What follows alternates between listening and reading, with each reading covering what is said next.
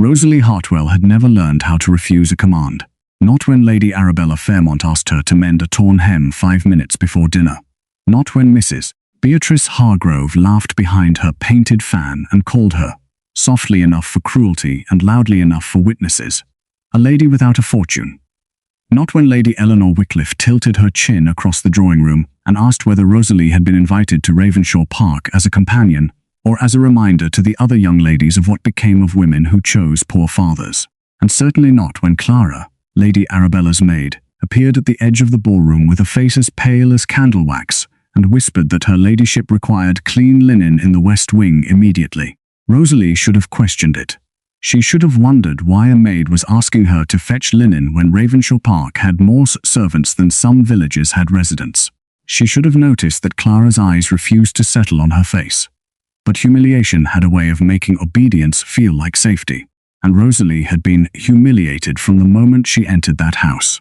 Ravenshaw Park stood like a kingdom of stone beneath the storm, its long windows blazing gold against the black Derbyshire night. Rain lashed against the glass. Wind moved through the chimneys with a low, mournful cry. In the ballroom below, chandeliers trembled above silk gowns, boots, military shoulders, and laughing mouths that had never known the terror of counting coins before winter. Rosalie stood among them in a plain ivory muslin gown that had been washed too many times. She was not a servant. That was the cruelty of it. A servant had a place. A servant had wages, duties, rooms below stairs, and a name among her own people. Rosalie was something far more fragile. A poor gentlewoman, a companion, a woman educated enough to sit in drawing rooms, but not wealthy enough to belong in them, useful enough to be summoned, but not important enough to be defended. She walked beside Lady Arabella Fairmont, read aloud when asked, mended what tore, carried what was forgotten, and smiled when mocked because one sharp reply could cost her the only roof she had. Her father, Edmund Hartwell, had once been respected. Once their little home had known music in the evenings and books by the fire. Once Rosalie had worn ribbons because she liked them, not because she had carefully repaired the same faded strip until it became almost threadbare. Then death came. Then debts appeared. Then the men who had smiled at her father's table suddenly remembered urgent business elsewhere. Now Rosalie belonged to the mercy of the Fairmont household, and mercy, she had learned, could be colder than hate. Across the ballroom, Lady Arabella Fairmont was being admired. She stood beneath the largest chandelier in pale blue silk, diamonds at her throat, golden curls arranged with effortless precision. Men looked at her as though she were a prize. Mothers looked at her as though she were a calculation. Every whisper in the room carried the same expectation. Lady Arabella Fairmont was meant to secure Viscount Sebastian Blackwood before the end of the house party. He was the reason half of London had accepted invitations to Ravenshaw Park. The feared Viscount Blackwood. Cold, wealthy, severe. A man whose name could quiet a careless room. They said he had never raised his voice because he had never needed to. They said he could destroy a man not with a pistol, nor a blade, but with one folded document, one witness statement, one legal seal placed upon a solicitor's desk before breakfast. He was not handsome in the easy way of young men who laughed too often and gambled too loudly. He was handsome like winter was beautiful, sharp, controlled, unforgiving. Rosalie had seen him only once that evening, standing near the marble fireplace with Lord Nathaniel Grantham at his side. His dark coat fit his tall frame with military precision. His hair was black, his posture still, his expression unreadable. He seemed carved apart from the rest of the room, as though gaiety itself knew better than to touch him. He did not dance. He did not flatter. He merely watched. And because he watched, people behaved better near him, except those who believed Rosalie too unimportant to be seen. "Miss Hartwell," Lady Eleanor Wycliffe said, approaching with Mrs. Hargrove beside her. "How fortunate you are to have Lady Arabella's generosity. Some women, after all, would have nowhere to go." Mrs. Hargrove gave a small laugh behind her fan. Rosalie lowered her eyes. "Yes," she said quietly. "Lady Arabella has been kind." "Kind?" Lady Eleanor repeated. "How sweetly loyal. Though I suppose loyalty is easier when one's supper depends upon it." The words landed softly. That made them worse.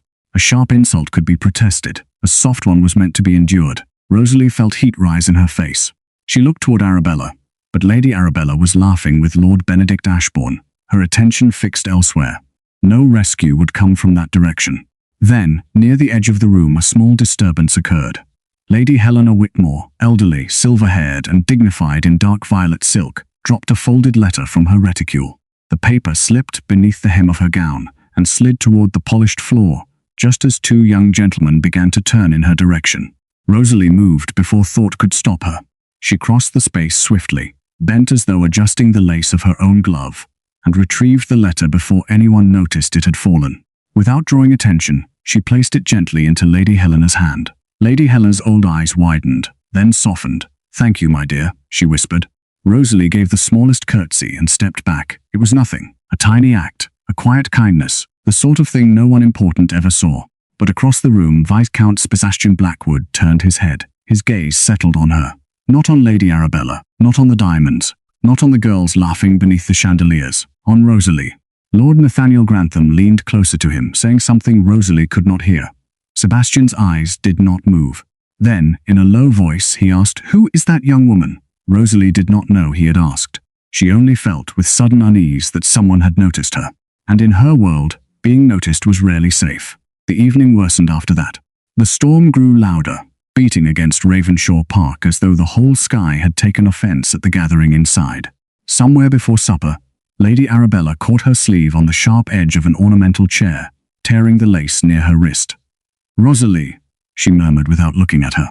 "Fix this." Rosalie did. Then a cup was spilled. Then a shawl was misplaced. Then Lady Arabella complained of damp linen in her chamber and sent Clara away with instructions. Minutes later, Clara returned. Not to Arabella, to Rosalie. She found her near the side corridor where Rosalie had retreated for one breath of silence.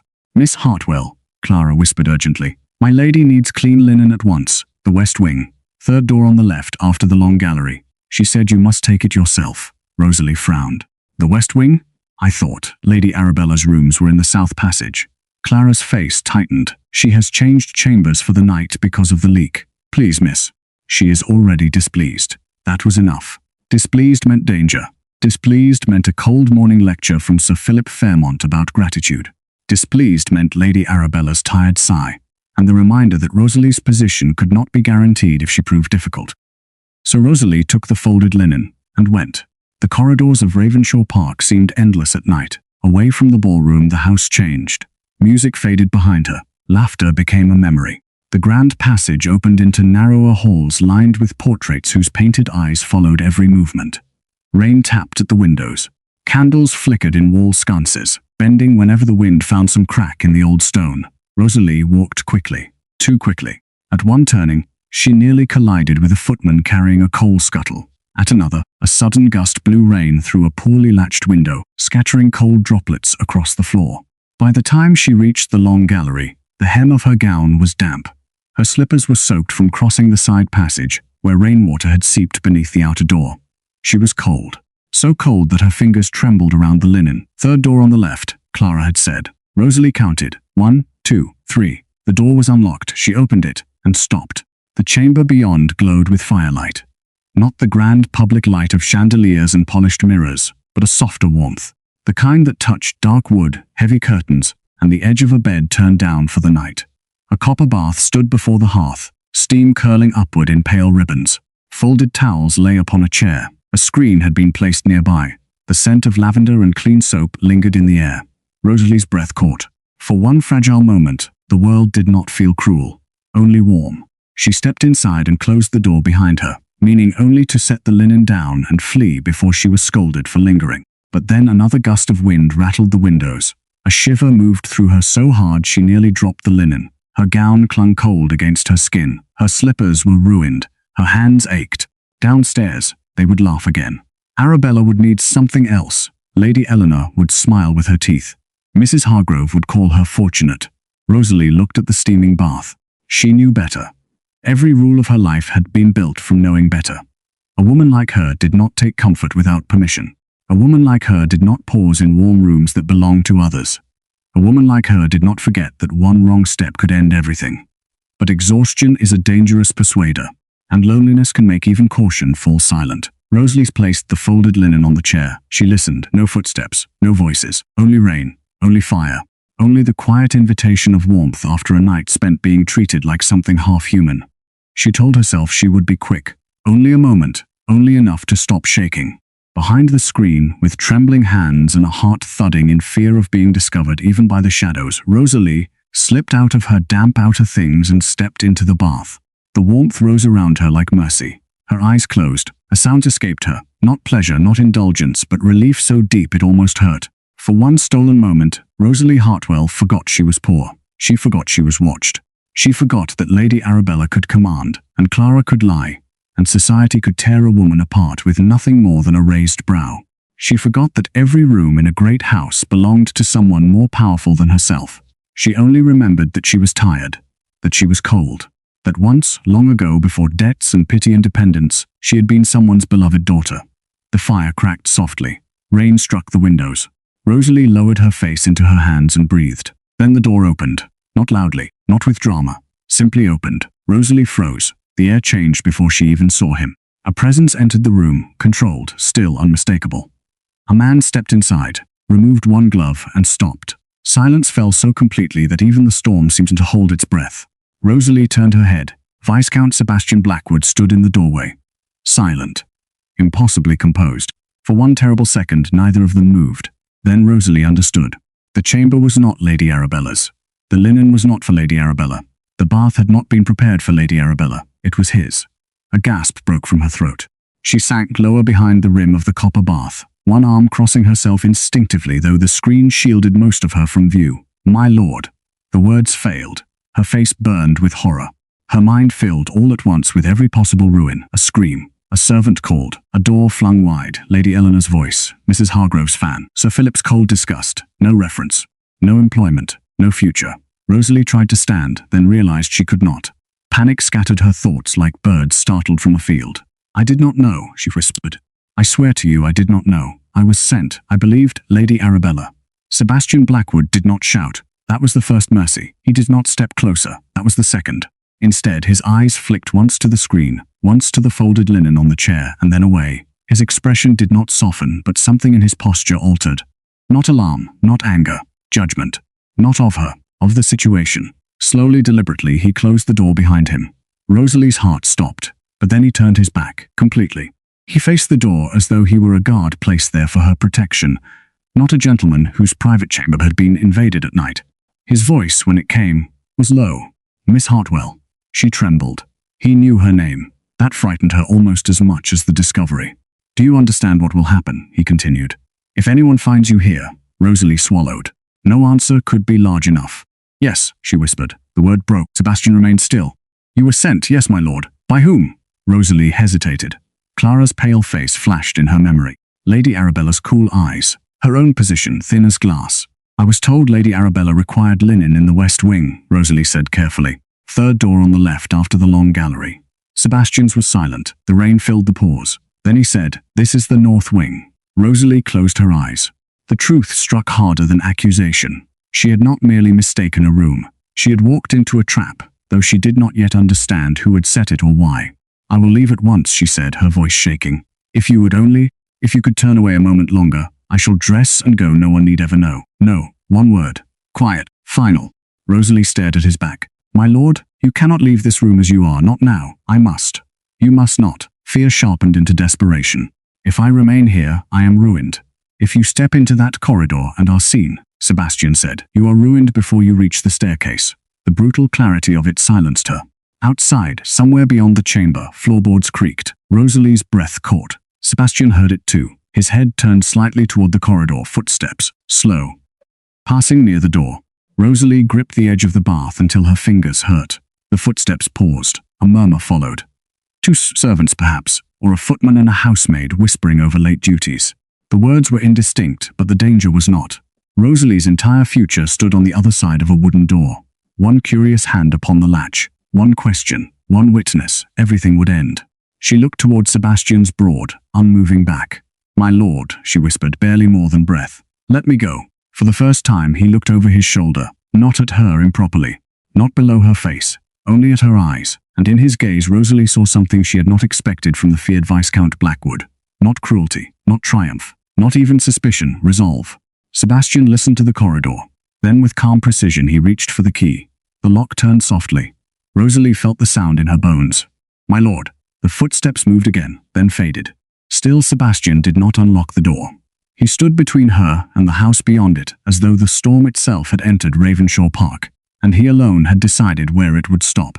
Rosalie's voice broke into a whisper. "Why are you doing this?" Sebastian Blackwood did not answer at once. The firelight edged his profile in golden shadow. Rain ran down the window panes behind him like black tears. Then he said the words that would change the course of Rosalie Hartwell's life. "If I let you go now, Miss Hartwell, they will ruin you before dawn." The locked door did not frighten Rosalie Hartwell as much as the reason behind it. If Viscount Sebastian Blackwood had locked it with anger, she might have understood. If he had locked it with insult, she might have known how to lower her eyes and endure. If he had locked it because he meant to use the power society had already placed in his hands, then terror would have made everything simple. She would have known him for a villain. She would have known herself for trapped. But Sebastian Blackwood locked the door and turned his back to her. That was what unsettled her. He stood between Rosalie and the corridor, like a man guarding a secret he had not asked to keep. The fire burned low behind the copper bath. Rain beat steadily against the window panes. Somewhere beyond the walls of Ravenshaw Park, the storm dragged its wet hands across the roof and rattled the gutters like chains. Inside the chamber, Rosalie sat motionless in the warm water, her heart pounding so violently she could feel it in her throat. The warmth that had seemed like mercy moments ago now felt like evidence. The folded linen on the chair, her damp gown near the screen, the Viscount's chamber, the hour, the locked door. Every object in the room had become a witness against her. Sebastian did not move. Rosalie could see only the rigid line of his shoulders, the dark cut of his coat, the stillness of a man who had spent his life mastering every visible emotion. He might have been carved from the same black wood as the bedposts, cold and polished and impossible to read. Then he spoke. "Miss Hartwell, there is a dressing gown on the chair beside the screen. I will remain facing the door. You may make use of it." Rosalie could not answer at once. Her voice had gone somewhere fear could not find it. Sebastian continued, quieter now. "You have my word that I shall not turn." The words were formal, measured, almost severe. Yet in them was something Rosalie had rarely been given in any house since her father's death. Dignity. Not pity, not indulgence. Dignity. With trembling fingers, she reached for the edge of the bath. The water rippled softly. Every movement seemed too loud. The crackle of fire became unbearable. The rain sounded like gossip gathering beyond the glass. She stepped out quickly behind the screen, wrapped herself in one of the towels, then found the dressing gown he had mentioned. It was heavy, dark, and far too large for her. The fabric carried the faint scent of cedar, clean linen, and cold evening air. She tied it tightly at the waist with shaking hands and kept her eyes lowered, though he still had not turned. Only when she was properly covered did she whisper, "I am decent, my lord." Sebastian waited a moment longer, as though even haste might be dishonorable. Then he turned.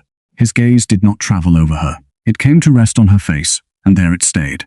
Rosalie stood beside the screen with wet hair escaping its pins, cheeks flushed with shame, and bare feet hidden beneath the hem of his dressing gown. She must have looked absurd. A poor companion swallowed by a viscount's robe in a room where she had no right to be. But Sebastian did not smile. He did not mock. He crossed to the hearth, took up the fire iron, and stirred the embers until the flames rose stronger. "You are cold," he said. Rosalie almost laughed, though nothing in her felt like laughter. "I am ruined, not yet." The answer was so calm that she stared at him. "My lord, you cannot possibly think." "I think very carefully, Miss Hartwell, more carefully than most. That is why you will sit by the fire, gather your strength, and not open that door until I am certain the corridor is empty." She shook her head. "You do not understand." At that, something almost like bitterness crossed his face. "I understand reputation better than anyone in this house." The words fell quietly, but they carried weight. Rosalie believed him. Everyone in London had spoken of Viscount Blackwood as if he were a legal storm wearing a gentleman's coat. A man who ruined reputations with evidence and restored none but his own. Yet now he stood in his chamber with a frightened woman who had entered by mistake, and he seemed less concerned with his own scandal than with hers. That made no sense. Men like him protected their names first. Women like her lost theirs first. Always. She moved toward the chair nearest the hearth, careful to keep the dressing gown closed and her posture composed. Her legs trembled beneath her, but she refused to collapse. If this night destroyed her, she would not let it also make her pathetic. Sebastian noticed. Of course he did. He seemed to notice everything. "You may sit," he said. Rosalie sat. For several moments neither spoke. The storm filled the silence. The chamber became a strange, impossible world, not safe but suspended, a place between ruin and rescue, between night and dawn, between what society would believe and what had truly happened. Rosalie clasped her hands tightly in her lap. My lord, I swear upon my father's grave I did not come here willingly. Sebastian stood near the mantel, not too close. He had placed distance between them with deliberate care. I believe you. Her eyes lifted. The answer struck her more deeply than accusation would have. You believe me? Yes. Why?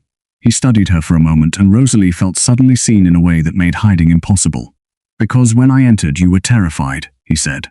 Not triumphant, not calculating, terrified. Rosalie swallowed. Fear can be acted. It can, he agreed, but not like that. Her fingers tightened. No one had ever trusted her fear before. People had dismissed it, used it, laughed at it, called it sensitivity, ingratitude, weakness. But Sebastian Blackwood had looked at her fear and understood it as truth. That frightened her almost as much as the door. I was told Lady Arabella had changed rooms, Rosalie said, forcing herself to explain. Clara came to me. She said her ladyship required clean linen in the west wing. Third door on the left after the long gallery. I thought I had found the right chamber. I was wet from the passage. I only meant to warm myself for a moment. Her voice faltered. A foolish moment. Sebastian's jaw tightened. Not foolish, my lord. Desperate, perhaps. Exhausted, mistled. But not foolish. Rosalie looked down quickly because kindness, when unexpected, was more dangerous than cruelty. Cruelty could be endured by stiffening the spine. Kindness entered places one had spent years guarding. Sebastian turned his head toward the door. The corridor was quiet now. Too quiet. Rosalie followed his gaze. May I go? No. The word was not harsh, but it was final. A spark of panic rose in her. You cannot keep me here. I can keep you from walking into a hallway where servants may already be awake. My absence will be noticed. Not yet. How can you know? Because the house is still in its late-night disorder. Cards, wine, gossip, servants clearing trays. No one expects propriety from a corridor at this hour, which means anyone who sees you will look twice. And at dawn? At dawn, Sebastian said. They will look 3 times. Rosalie went still. There it was. The truth neither of them could soften. A poor companion seen leaving a Viscount's chamber before morning would not be asked what had happened. She would be told. The story would be written before she reached the stairs. Lady Eleanor would gasp. Mrs. Hargrove would remember every glance Sebastian had cast in Rosalie's direction. Sir Philip Fairmont would dismiss her, without reference, to preserve his household. Lady Arabella would weep beautifully, if weeping became useful. And Rosalie Hartwell, daughter of Edmund Hartwell, would become a cautionary whisper. No position, no respectable home, no future, no defense. Because in the world to which they belonged, innocence was not proof. Rank was proof. Wealth was proof. A woman's word was only as strong as the protection standing beside it. And Rosalie had no one. The realization must have shown on her face, because Sebastian's voice softened slightly. Miss Hartwell. She looked up. I will not harm you. I know, she whispered before she had meant to say it. The words surprised them both. Sebastian's expression changed, but only briefly. Good. Rosalie took a slow breath. Then what will you do? Protect your exit. My exit requires an open door. Not yet. She closed her eyes. A tear slipped free before she could stop it. She turned her face quickly toward the fire, furious with herself. Sebastian did not comment on the tear. That too was a mercy. Instead, he crossed to a small table near the wall and poured water from a crystal decanter into a glass. He placed it on the edge of the mantel, then stepped back. For you. Rosalie hesitated before taking it. Her hands were still trembling so badly that the water trembled too. I have caused you great inconvenience, my lord. You have caused me curiosity. She looked at him. Curiosity. Yes, that is not better. It depends upon the man. For the first time that night, something almost human touched the edge of his mouth. Not quite a smile. More like the memory of one. Rosalie did not know what to do with it, so she looked into the fire. The flames painted gold across the room. Her wet hair had begun to dry in loose, dark waves against the borrowed fabric. The dressing gown was warm now, and that warmth made her painfully aware of how cold she had been for years in ways no fire could mend. Sebastian remained standing, never sitting too near, never approaching without purpose, never making her feel that protection required payment. That restraint told Rosalie more about his character than any compliment could have. After a while he said, I saw you earlier. Her stomach tightened. In the ballroom. With Lady Helena Whitmore. Oh. You returned her letter without allowing the room to witness her embarrassment. It was nothing. It was something. Rosalie shook her head. My lord, ladies drop things every day, and few people retrieve them without first calculating who is watching. She did not know how to answer. Sebastian continued, That is how I knew your name. I asked Grantham. Something inside Rosalie moved painfully. No one important had asked her name in years unless they needed a task performed. You asked about me? Yes. Why? His gaze held hers. Because kindness offered in secret is usually the only kind worth trusting. The room seemed to quiet around the words. Rosalie looked away first.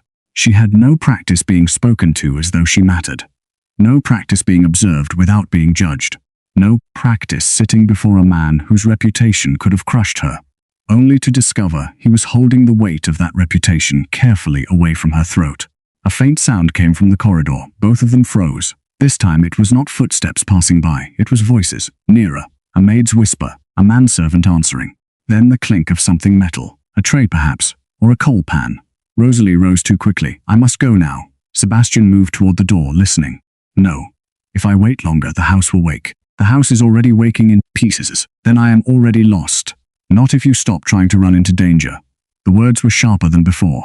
Rosalie stared at him. He exhaled slowly, then lowered his voice. Forgive me. I am not angry with you. With whom then? He did not answer immediately. His gaze shifted to the linen on the chair, then to the door, then back to her. With whoever sent you here. Rosalie's throat tightened. You think it was deliberate? I think Miss Clara knows the difference between north and west. Rosalie's face paled. She had known it too, deep down. But hearing him say it gave the suspicion a shape. If Clara had sent her deliberately, then someone wanted her seen. Someone wanted a scandal. But why? Rosalie had nothing, no fortune to steal, no powerful suitor to lose, no reputation useful enough to destroy unless destroying it served another design. Lady Arabella's engagement. The thought came and went like lightning. Rosalie pressed a hand to her mouth. Sebastian noticed. What is it? Nothing, Miss Hartwell. I cannot accuse without proof. No. But you may think aloud. I am not free to think aloud. That answer seemed to strike him. For a long moment his face was unreadable. Then he said quietly, No. I suppose you are not. Outside, the voices faded. The hour dragged forward. Sebastian checked the corridor twice, each time opening the door only enough to listen before closing it again. Rosalie remained by the fire, wrapped in the heavy dressing gown, her damp gown laid carefully near the screen to dry as much as possible. It was the longest night of her life, and the strangest. They spoke in fragments, not constantly, not intimately, but enough for the silence to become less cruel. She told him her father had been a clerk to solicitors and estate men, a careful man with careful handwriting, and a belief that truth, when written properly, could survive even powerful liars. Sebastian listened with unusual attention. She did not mention the old writing case beneath her bed. She did not mention the sealed papers she had never opened. Those belonged to a grief she was not ready to touch. In return, Sebastian told her almost nothing of himself. Yet what little he did say revealed more than he intended. He spoke of London as though it were a battlefield fought with invitations and contracts. He spoke of reputation as though it were not vanity, but armor. He spoke of mistakes as though one had once cost him dearly. Rosalie began to understand that Viscount Blackwood was not cold because he felt nothing. He was controlled because, somewhere in his past, the world had taught him that one visible wound invited 100 knives. Near dawn, the storm weakened. The black outside the windows softened into deep grey. The house changed again. Night servants disappeared.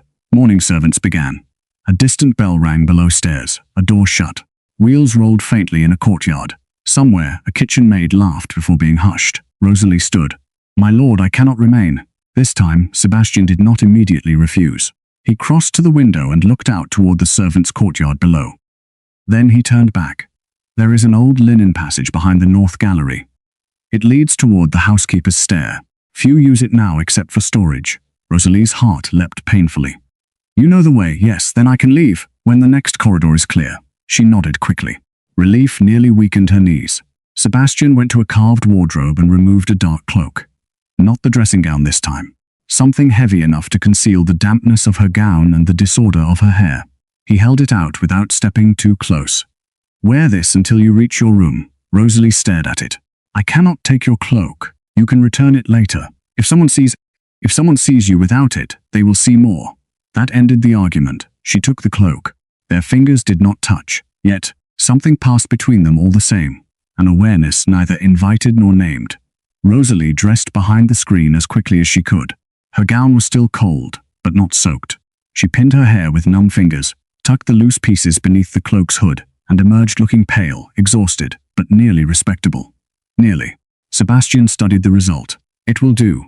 The words should have offended her. Instead, they steadied her. He unlocked the door. The click sounded impossibly loud. Rosalie held her breath. Sebastian stepped into the corridor first. He looked left, right, listened, then motioned. Rosalie followed. The hallway outside felt colder than the chamber, as though the whole house were waiting to accuse her. She kept close to the wall, her hands gripping the cloak. Sebastian walked beside her, not touching, not hurrying, but placing himself always between her and any open passage. They reached the narrow panel behind a faded tapestry in the north gallery. Sebastian pressed a hidden latch. A small door opened inward. Darkness breathed out from within. "The passage turns twice," he said. "Keep your right hand on the wall. At the end, you will find a stair. It leads near the old linen rooms. From there you can reach the servants' corridor, and then the south passage." Rosalie looked into the darkness, then back at him. For a moment, words gathered and failed. "Thank you was too small. Why did you help me was too dangerous. Will you tell anyone was too humiliating?" So she said only, "My lord." He understood anyway. His expression remained controlled, but his voice lowered. "You were never here by intention, Miss Hartwell. Remember that, whatever anyone may say." Her breath caught. It sounded almost like a command, or a shield. Rosalie nodded. Then she stepped into the passage. The door closed softly behind her. Darkness swallowed the last of the firelit world. Rosalie moved carefully, one hand against the cold wall. Sebastian's cloak wrapped tightly around her shoulders. Each step took her farther from his chamber, yet not farther from danger. She knew that now. The night had not ended. It had merely changed shape. By the time she reached the old linen rooms, dawn had begun to silver the edges of the windows. The servants' passage smelled faintly of starch, dust, and morning fires being lit below. Rosalie slipped through with her head bowed, praying no one would look closely. She was almost to the south passage when a figure stepped from the shadow near the stair. Rosalie stopped. "Clara." The maid's face went white. For one frozen moment, neither woman spoke. Then Clara's gaze dropped, not to Rosalie's face, not to her gown, to the dark cloak wrapped around her shoulders. Recognition flashed there, sharp, terrified, unmistakable. Rosalie tightened her grip on the fabric. "Clara," she whispered, but Clara had already stepped back. Then she turned and hurried away. Rosalie stood alone in the passage, the first light of dawn falling cold across her face. She knew before breakfast. She knew before the whispers began. She knew before Lady Arabella Fairmont looked at her with that soft, polished cruelty only beautiful women could make appear gentle. The secret had not remained secret. And by the time Rosalie entered the breakfast room, dressed plainly, hair pinned, hands folded to conceal her trembling, Lady Arabella was waiting. She sat at the table in pale morning silk, serene as a portrait. Her blue eyes lifted. Her smile was soft, too soft. "Rosalie," she said, as though discussing nothing more serious than tea. "Tell me." The room seemed to narrow. Lady Arabella tilted her head. "Did the Viscount find you before or after you entered his bath?" Lady Arabella Fairmont did not raise her voice. That was what made her dangerous. A cruel woman who shouted could be dismissed as vulgar. A desperate woman who wept could be pitied. But Lady Arabella had learned the higher art of ruin. She could wound softly. She could threaten with a smile. She could destroy a woman's future while lifting a porcelain teacup with perfect grace. "Rosalie," she said again, her pale blue eyes calm across the breakfast room. "Did the Viscount find you before or after you entered his bath?" The words did not strike the table. They floated over it, lightly, politely, deadly. For one terrible moment, every small sound seemed to disappear from the room. The silver spoon stopped moving. The teacups paused halfway to painted lips. Mrs. Beatrice Hargrove lowered her toast. Lady Eleanor Wycliffe's eyes brightened with the cruel excitement of a woman who had just scented scandal before breakfast. Rosalie stood near the doorway, Sebastian Blackwood's cloak still folded over one arm because she had not yet found a safe place to hide it. She had meant to return it later. Secretly, quietly, without witness. Now it felt like evidence. Her face went cold, not pale, cold, as though the blood itself had chosen to leave her to her fate. Lady Arabella smiled. It was not a broad smile. Broad smiles belonged to vulgar women and village girls in summer fields.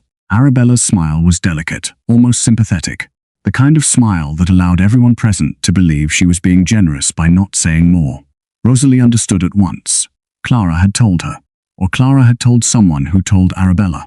Or, worse, Clara had been sent for exactly this purpose. Not only to guide Rosalie to the wrong chamber, but to witness the consequences when she returned. Sir Philip Fairmont looked up from the head of the breakfast table.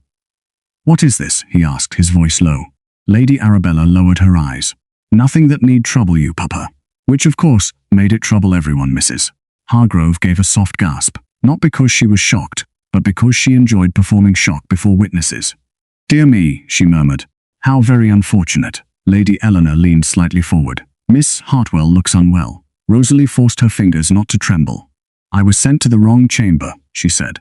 Her voice sounded far away, as if another woman had spoken from the other side of the room. Lady Arabella's lashes lifted. Were you? Yes, how extraordinary. The room waited. Rosalie could feel the trap tightening. If she said Clara's name now, the maid would deny it. Arabella would deny it, Sir Philip would demand proof. And Rosalie had none. No note, no witness.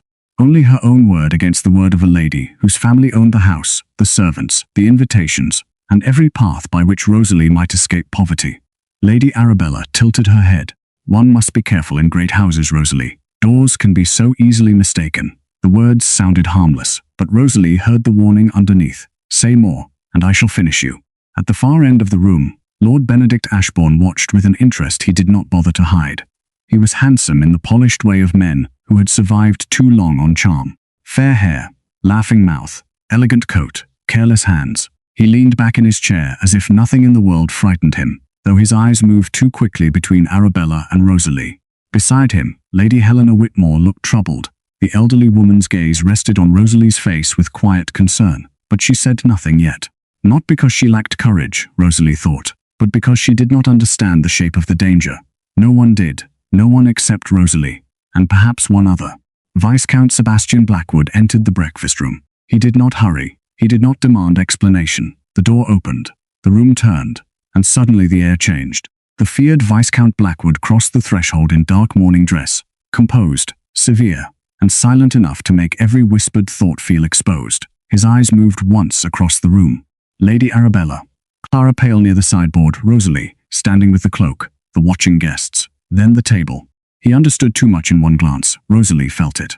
Sebastian's gaze settled on her face only for a moment, but that moment held steady as a hand offered in darkness. Do not speak carelessly. Do not break. I am watching. Then he looked away. Good morning, he said. His voice was calm, too calm. Sir Philip gave him a stiff nod. Blackwood. Lady Arabella's smile returned, brighter now, arranged for him. Sebastian inclined his head, but he did not move toward her. He took a seat at the table without explanation. A footman poured coffee. The room tried to resume itself, but something had already cracked. Breakfast continued with the strange politeness of people standing around an unexploded shell.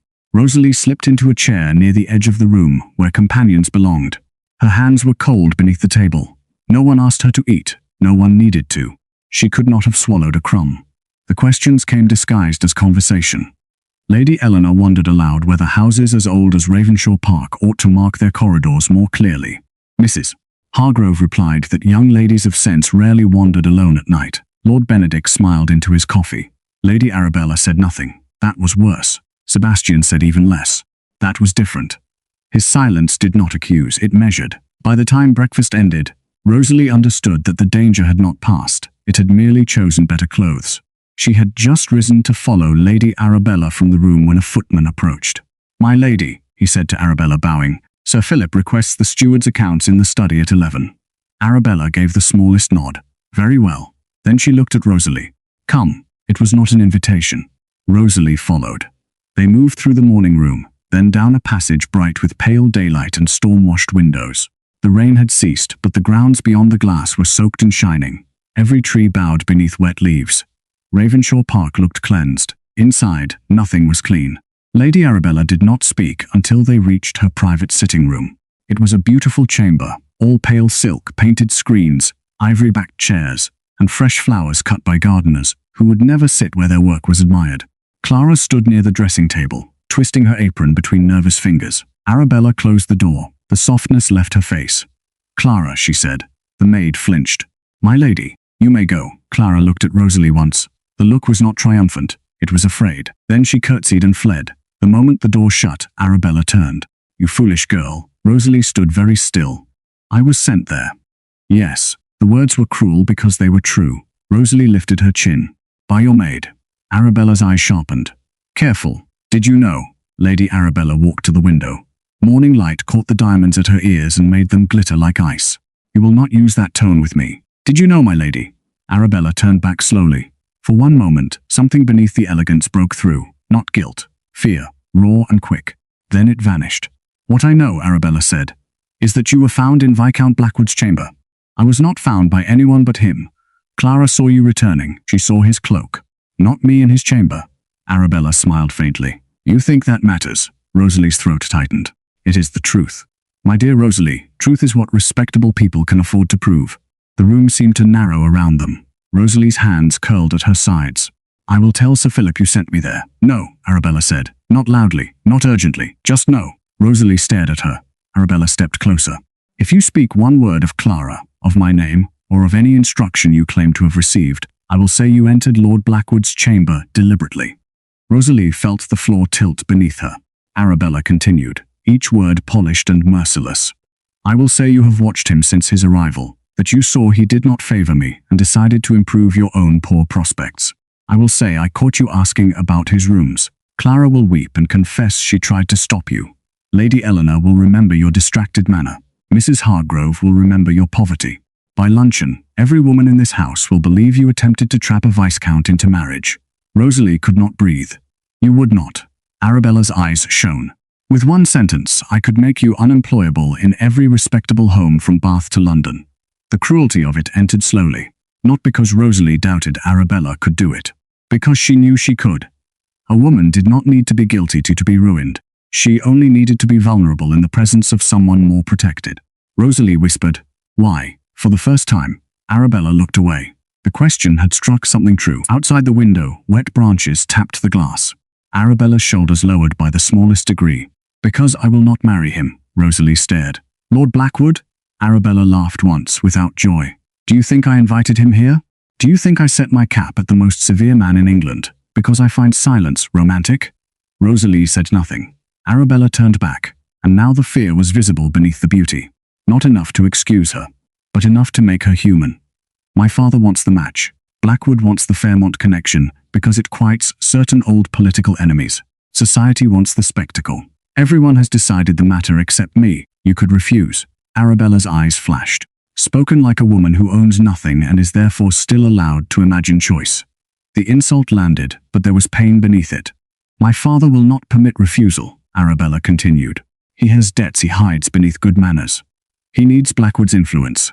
If I deny him, I am sent to an aunt in Northumberland until I learn obedience.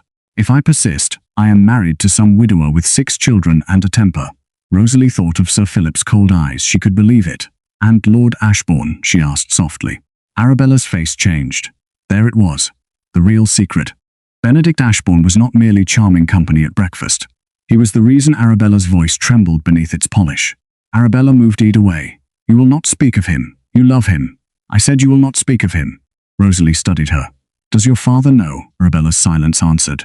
Rosalie thought of Lord Benedict's laughing mouth, his debts whispered about by footmen, his careless charm, his too sharp eyes. A dangerous man, perhaps. But to Arabella, he must have seemed like escape. Arabella turned back, her beauty hardening again into command. Blackwood must withdraw. Then tell him you do not wish to marry him. I cannot. So you mean to use me. I mean to survive. And if I am destroyed, Arabella's face flickered. Only for a moment. Then it became smooth again. You will not be destroyed if you obey. The words were so monstrous in their calmness that Rosalie almost laughed. Obey what? Arabella stepped closer. You will help me make Lord Blackwood lose interest in this household. Rosalie stared at her. You are asking me to humiliate myself. I am asking you to be useful. I have been useful all my life, my lady. It has not saved me. Arabella's eyes narrowed. Do not grow brave now. It does not suit your position. My position? Yes, Rosalie, your position. Arabella's voice softened into the same tone she had used at breakfast, the tone meant to cut without leaving blood. You are a companion because you have no fortune. You are tolerated because you are useful. Do not mistake tolerance for protection. Rosalie went still. The words entered the deepest place in her. Not because they were new, because they were spoken aloud. Every cold glance, every unpaid errand, every place at the edge of the table, every borrowed gown, every room given only as long as she remained convenient. All of it had lived inside that sentence. Do not mistake tolerance for protection. Rosalie lifted her eyes.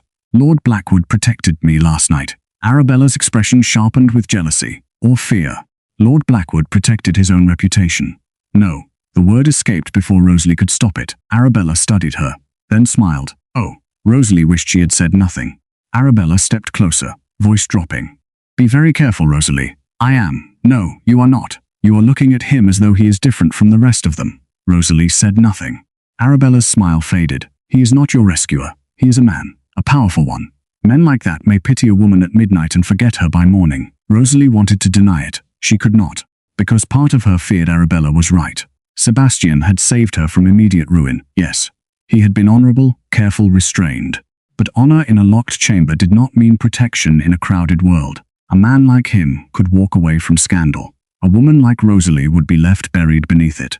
Arabella watched that understanding settle. Good, she said softly. Now you see clearly. Rosalie looked toward the door. What do you want from me? At dinner tonight, you will make yourself unsuitable. Rosalie frowned. I beg your pardon. You will appear foolish, awkward, embarrassing. Not wicked enough to raise suspicion. Merely uncomfortable enough that Lord Blackwood begins to associate this household with inconvenience, vulgarity, and poor judgment. That is absurd. It is necessary. He will not care what I do. Arabella's eyes sharpened. He noticed you. Rosalie fell silent. Arabella saw too much. He asked Lord Grantham your name last night, she said. Benedict heard of it from one of the footmen. Lord Blackwood does not ask names without reason. Rosalie's heart moved painfully. Arabella continued. So we shall give him a reason to regret asking. The room became very quiet.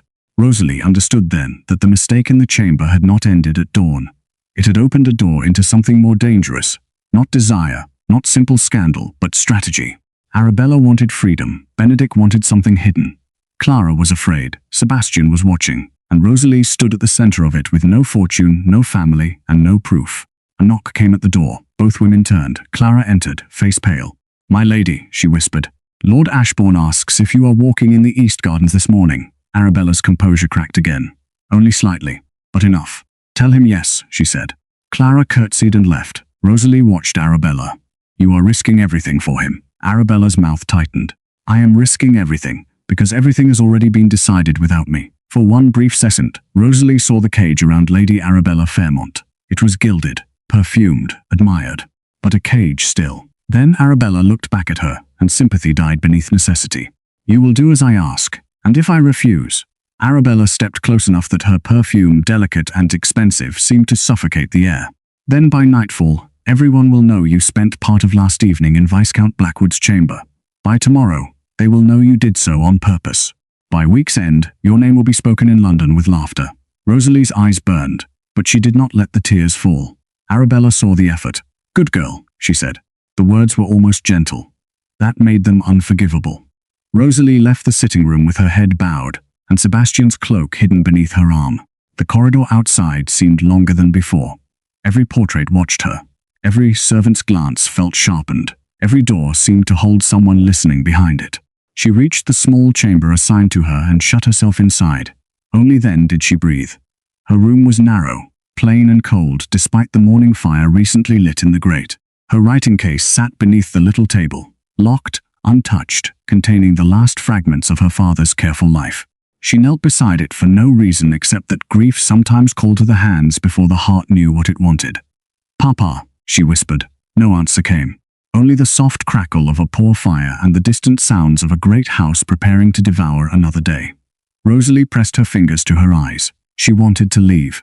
She wanted to run from Ravenshaw Park in the same damp slippers, down the long drive, through the wet fields, into any village that would take her. But a woman without money did not run. She was merely lost in another place. A soft knock came at her door. Rosalie stood quickly. Who is it? A footman, miss. Lord Blackwood asked that this be delivered. Her heart stopped. She opened the door only a little. The footman bowed and held out a folded parcel wrapped in plain brown paper. Rosalie took it. Thank you. Inside was the cloak, cleaned of any mark, folded with exact care. Beneath it lay a small note. No sentiment, no impropriety, only one line written in strong, controlled handwriting. You owe no explanation to those who arranged the question. Rosalie read it once, then again. Her breath trembled. Sebastian knew, not all of it, but enough. For the first time since dawn, Rosalie felt something other than fear, not hope. Hope was too dangerous, but perhaps the smallest shadow of it. Downstairs in the library, Viscount Sebastian Blackwood stood near the shelves with an unopened book in his hand. He was not reading.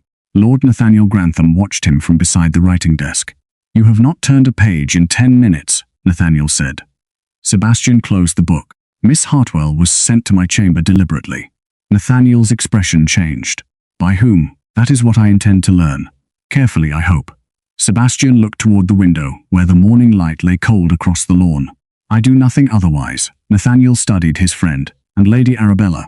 Sebastian's face remained unreadable. She is frightened. Of you? No. Of her father, partly. And of what else? Sebastian's gaze moved across the garden. There, beyond the wet hedges, Lady Arabella walked with Lord Benedict Ashbourne beneath the shelter of dark trees. They stood too close for indifference and too far apart for innocence. Benedict leaned toward her with a charming smile, but his hand gripped her wrist more firmly than affection required. Sebastian's eyes narrowed. Of the wrong man. Nathaniel followed his gaze. Benedict Ashbourne, yes, a gambler. Charming, empty, expensive. Men are rarely dangerous because they are empty, Sebastian said. They are dangerous because of what they are trying to fill. Nathaniel looked back at him. And Miss Hartwell? Sebastian did not answer quickly. In his mind, he saw her by the fire. Pale, proud, terrified. Wrapped in his dressing gown and trying not to cry because even tears, in her world, might be used against her. Then he saw her in the ballroom, returning Lady Helena's fallen letter with such quiet care that no one else noticed. She is being used, he said. Nathaniel lowered his voice. Then help her. Sebastian's expression hardened. I intend to. That evening, the house gathered for dinner beneath the long gilt mirrors of Ravenshaw Park. Candles burned in silver branches. The table glittered with crystal, polished cutlery, and porcelain painted with blue vines. Outside, the storm had passed, but the air still held the damp chill of rain. Rosalie entered behind Lady Arabella. Her gown was plain, her hands were steady only because she forced them to be. Arabella's instructions echoed in her mind. Appear foolish, unsuitable, embarrassing. Make him regret noticing you. Rosalie took her assigned place near the lower end of the table, where companions could be present without being included. She had told herself this would be easy. She had spent years being overlooked. Surely she could become ridiculous for one evening if it preserved her future. Then Viscount Sebastian Blackwood entered the dining room. Every conversation shifted. Lady Arabella lifted her chin. Lord Benedict smiled. Lady Eleanor whispered something behind her napkin. Sebastian bowed to the room with perfect control. Then his gaze moved once across the table. Past the diamonds, past the heiresses, past Lady Arabella's prepared smile, and stopped on Rosalie. Only on Rosalie. Not long enough for scandal, long enough for certainty. Rosalie's breath caught. Arabella noticed. Her smile sharpened. And Rosalie understood with a sinking heart that the night's humiliation had only just begun. Rosalie Hartwell had been told to make herself ridiculous. For many women in that dining room, such a task would have required effort. They had been trained from infancy to sit correctly, smile correctly, laugh only when a gentleman intended them to laugh, and conceal every honest feeling behind the polished glass of good breeding. They could speak of weather as though discussing politics. They could turn dislike into compliments and envy into admiration. They could wound a rival with a sentence so delicate it might be mistaken for concern. Rosalie had no such talent. She had spent too much of her life being sincere because poverty left little room for performance. And yet, that evening, sincerity itself had become dangerous. Lady Arabella Fairmont sat several places above her, shining in pale silk, her golden curls arranged like a coronet beneath the candlelight. To anyone watching, she appeared calm, graceful, almost bored. But Rosalie knew better. Every time Arabella lifted her glass, the diamonds at her wrist caught the light like cold little warnings. Appear foolish, be unsuitable, make him regret noticing you. Across the table, Viscount Sebastian Blackwood sat in dark formal evening dress, silent as carved stone. He did not compete for attention. He did not need to. The room seemed to arrange itself around his stillness. Even men older than he glanced in his direction before speaking too boldly. Lord Benedict Ashbourne leaned close to Lady Arabella and murmured something that made her smile for the benefit of others. But his eyes watched Sebastian, then Rosalie, then Sebastian again. That was when Rosalie understood that this dinner was not merely a meal, it was a stage, and she had been ordered to fall. The first opportunity came with music. After the final course had been cleared and the ladies retired to the drawing room, Lady Eleanor Wycliffe declared that the evening was too dull for cards alone. Perhaps, she said with a smile sharpened by boredom, someone might favor us with music. A murmur of approval passed through the room. At Ravenshaw Park, approval was rarely innocent. Lady Arabella turned at once. Rosalie plays a little.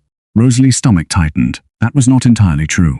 Her father had taught her a few simple pieces when she was young, before illness entered their house like a creditor, and never left.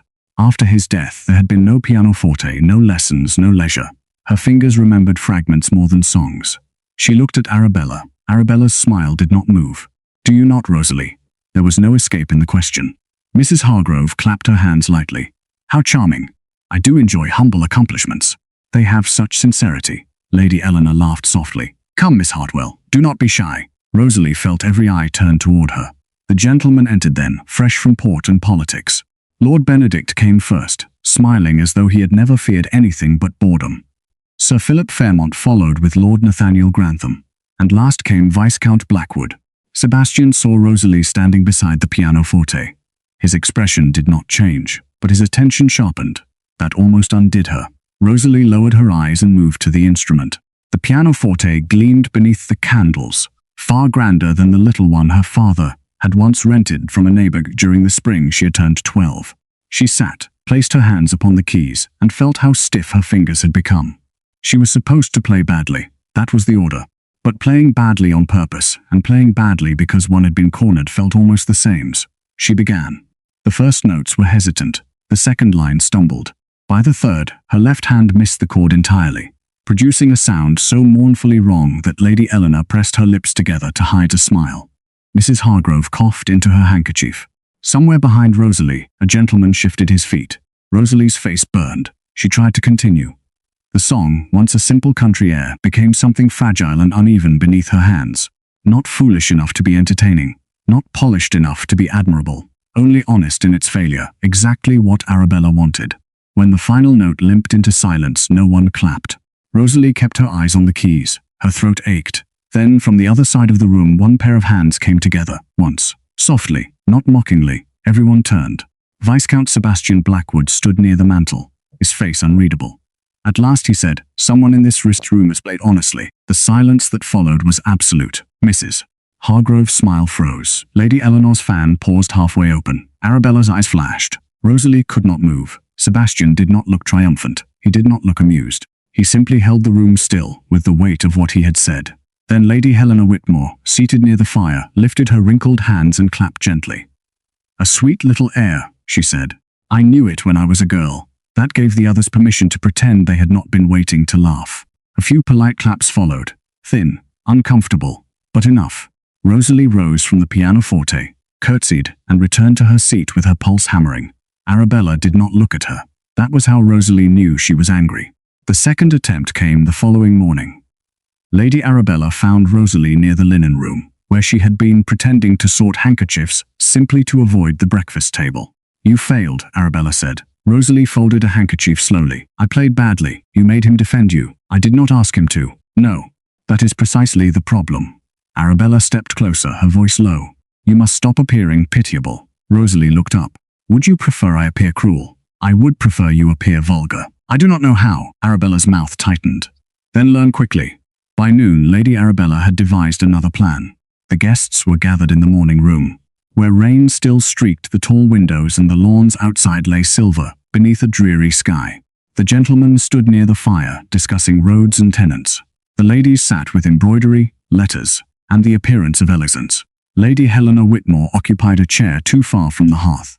Rosalie noticed it immediately. The old lady's hands trembled slightly, though she said nothing. A maid had placed her there, because the more comfortable chairs had already been claimed by younger women who wanted to be admired near the light.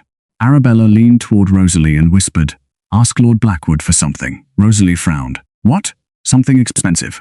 Something absurd? Tell him Lady Fairmont's household has poor taste in refreshments. Ask if he does not prefer French chocolate to this dreadful tea. Make yourself grasping." "I cannot say that." "You can, and you will." Rosalie looked across the room. Sebastian stood near Lord Nathaniel, listening to Sir Philip speak of estate drainage with the expression of a man hearing a confession disguised as agriculture. Arabella's voice sharpened. Now, Rosalie rose. Every step toward Sebastian felt like walking into a pond in winter. Lord Nathaniel saw her first and bowed kindly. "Miss Hartwell." Sebastian turned. His gaze rested on her face. Not warmly, not openly, but with a tension that made lying feel impossible. "My lord," Rosalie began. Arabella's instruction pressed against her tongue. "Ask for something expensive. Appear demanding. Make him dislike you." Sebastian waited. Rosalie opened her mouth. Then Lady Helena coughed softly behind her. It was a small sound, a private sound, the sort people ignored because age was inconvenient in elegant rooms. Rosalie looked back. Lady Helena's hands were drawn into her sleeves, cold. Rosalie turned again to Sebastian. "My lord," she said, hating herself for failing Arabella and unable to do otherwise. "I wondered whether Lady Helena might be given the chair nearer the fire. The draught from the window is rather cruel." The room changed, not dramatically, just enough. Lady Eleanor's brows lifted. Mrs. Hargrove looked annoyed at being indirectly accused of occupying comfort while an old woman shivered. Arabella's face became very still. Sebastian looked past Rosalie to Lady Helena, then to the chairs, then to Rosalie again. "At once," he said. He crossed the room himself, not a servant, not a footman. The feared Viscount Blackwood moved a chair nearer the fire for an elderly widow, while the most fashionable guests in Ravenshaw Park watched and remembered suddenly that they possessed manners. Lady Helena smiled up at him. "How kind, Lord Blackwood." Sebastian bowed. "The kindness was Miss Hartwell's, Lady Helena. I merely obeyed it." Rosalie wished the floor would open. Not from shame, from the dangerous warmth rising in her chest. Arabella's plan had failed again. Worse, it had failed beautifully. By afternoon, the house had begun to whisper in a new direction. Not openly, not kindly, but curiously. Miss Hartwell had played poorly, and Lord Blackwood had approved. Miss Hartwell had asked for a chair, and Lord Blackwood had obeyed. Miss Hartwell was still poor, still plain in her gowns, still dependent upon the Fairmonts. But the feared Viscount had noticed her. And notice in a house party was a kind of fire. It warmed nothing safely. It only spread. Rosalie tried to avoid him after that. Avoiding Viscount Blackwood should have been easy. Men of rank occupied drawing rooms, libraries, dining tables, and carriage paths. A companion could vanish into side corridors, sewing rooms, and duties no one envied. But Sebastian had a troubling way of appearing where truth was hiding. She found him in the library that evening. Or rather, he found her. Rosalie had gone there to return a volume of sermons Lady Arabella had borrowed to appear serious before Lady Helena. The library was one of the few rooms in Ravenshaw Park that felt less cruel at night. Tall shelves climbed the walls. A fire burned low. Rain moved against the windows in silver threads. The smell of leather, ink and dust reminded Rosalie so sharply of her father that for one moment she had to place her hand against the bookshelf to steady herself. "Miss Hartwell." She turned. Sebastian stood near the doorway, holding a book. Her heart gave one disobedient leap. "My lord, forgive me. I did not know anyone was here." "I was not," he said. "I followed you." That should have alarmed her. Yet the way he said it, plainly, without charm, made it sound less like pursuit and more like confession. Rosalie lowered her eyes. "Then I should leave." No, a faint echo of the chamber. The same word, the same control. But this time there was no locked door, no storm, only a question between them. Sebastian placed the book on a table.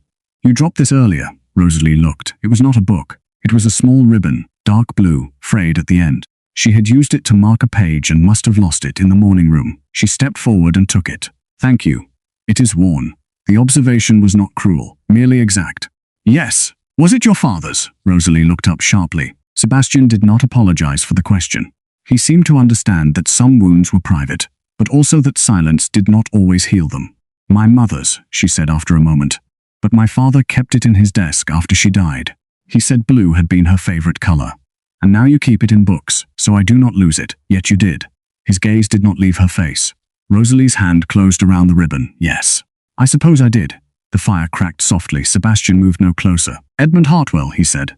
"That was your father." The name spoken in his voice filled the room. Rosalie nodded.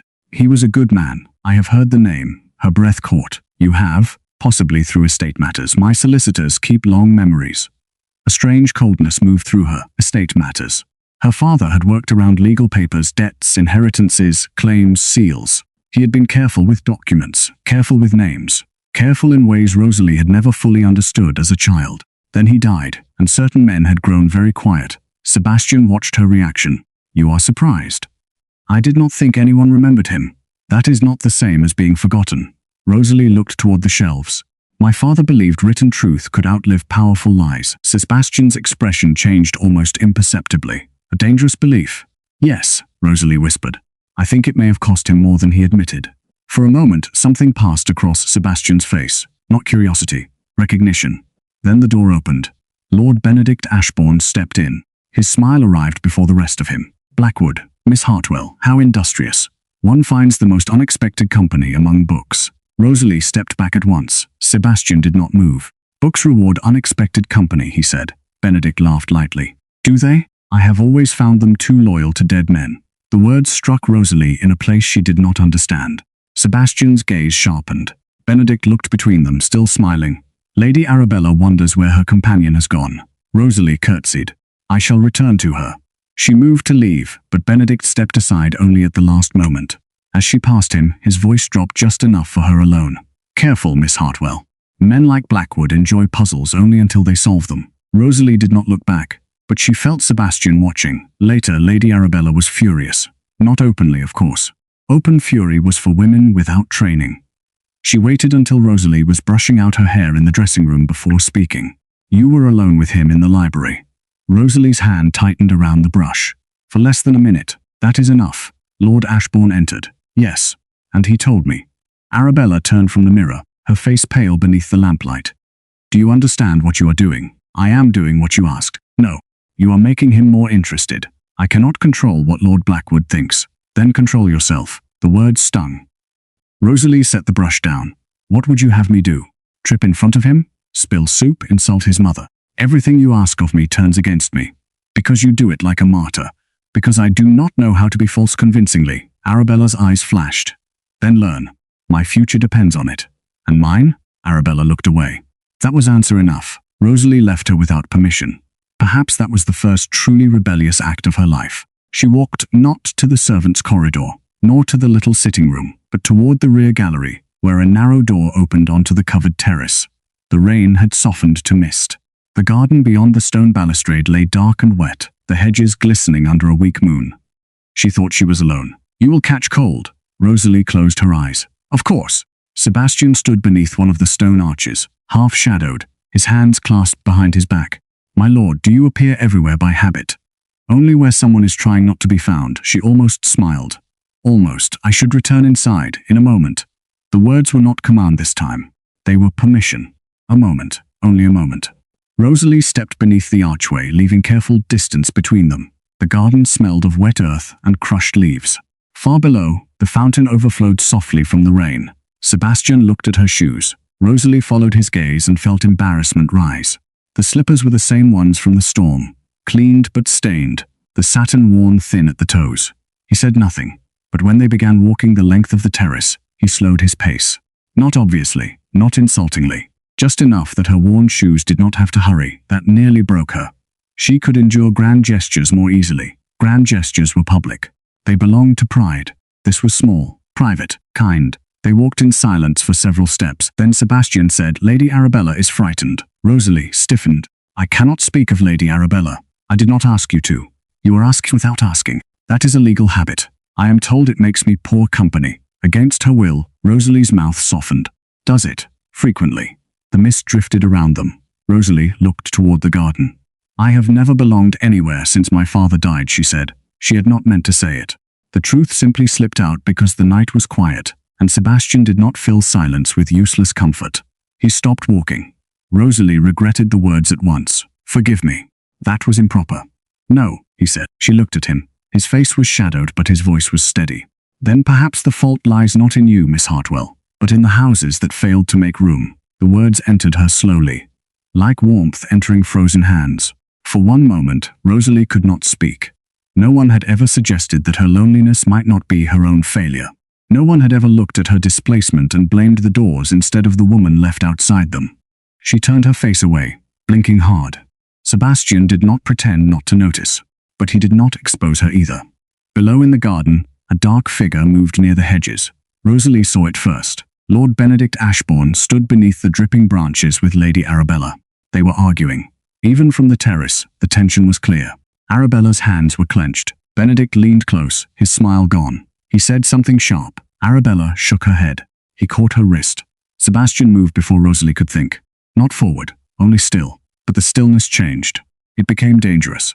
Benedict released Arabella quickly and looked up, as if sensing he was observed. For a moment his gaze met Sebastian's across the mist and wet stone. Then the smiles returned.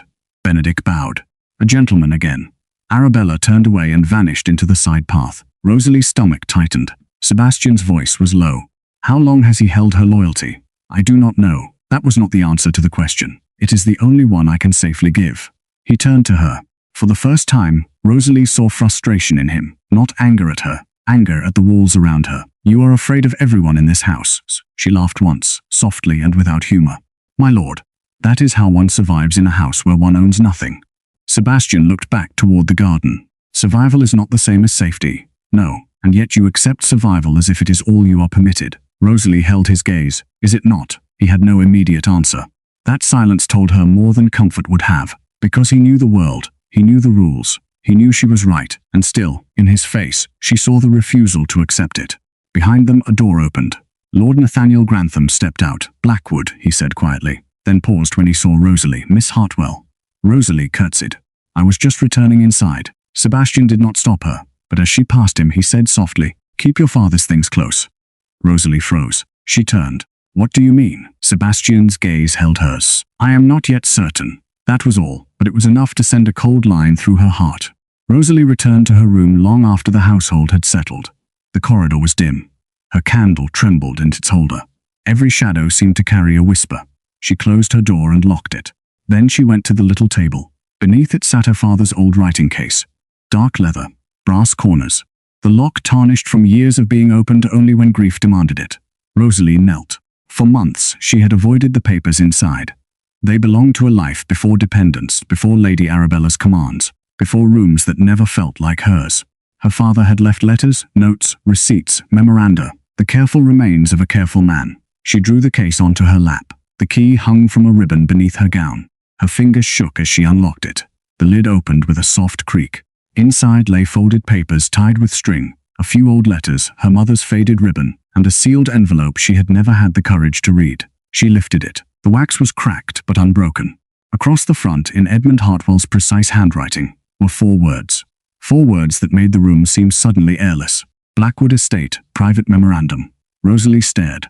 The storm outside had ended, but inside Ravenshaw Park, something far older had just begun to wake. Rosalie Hartwell had feared many things since her father died.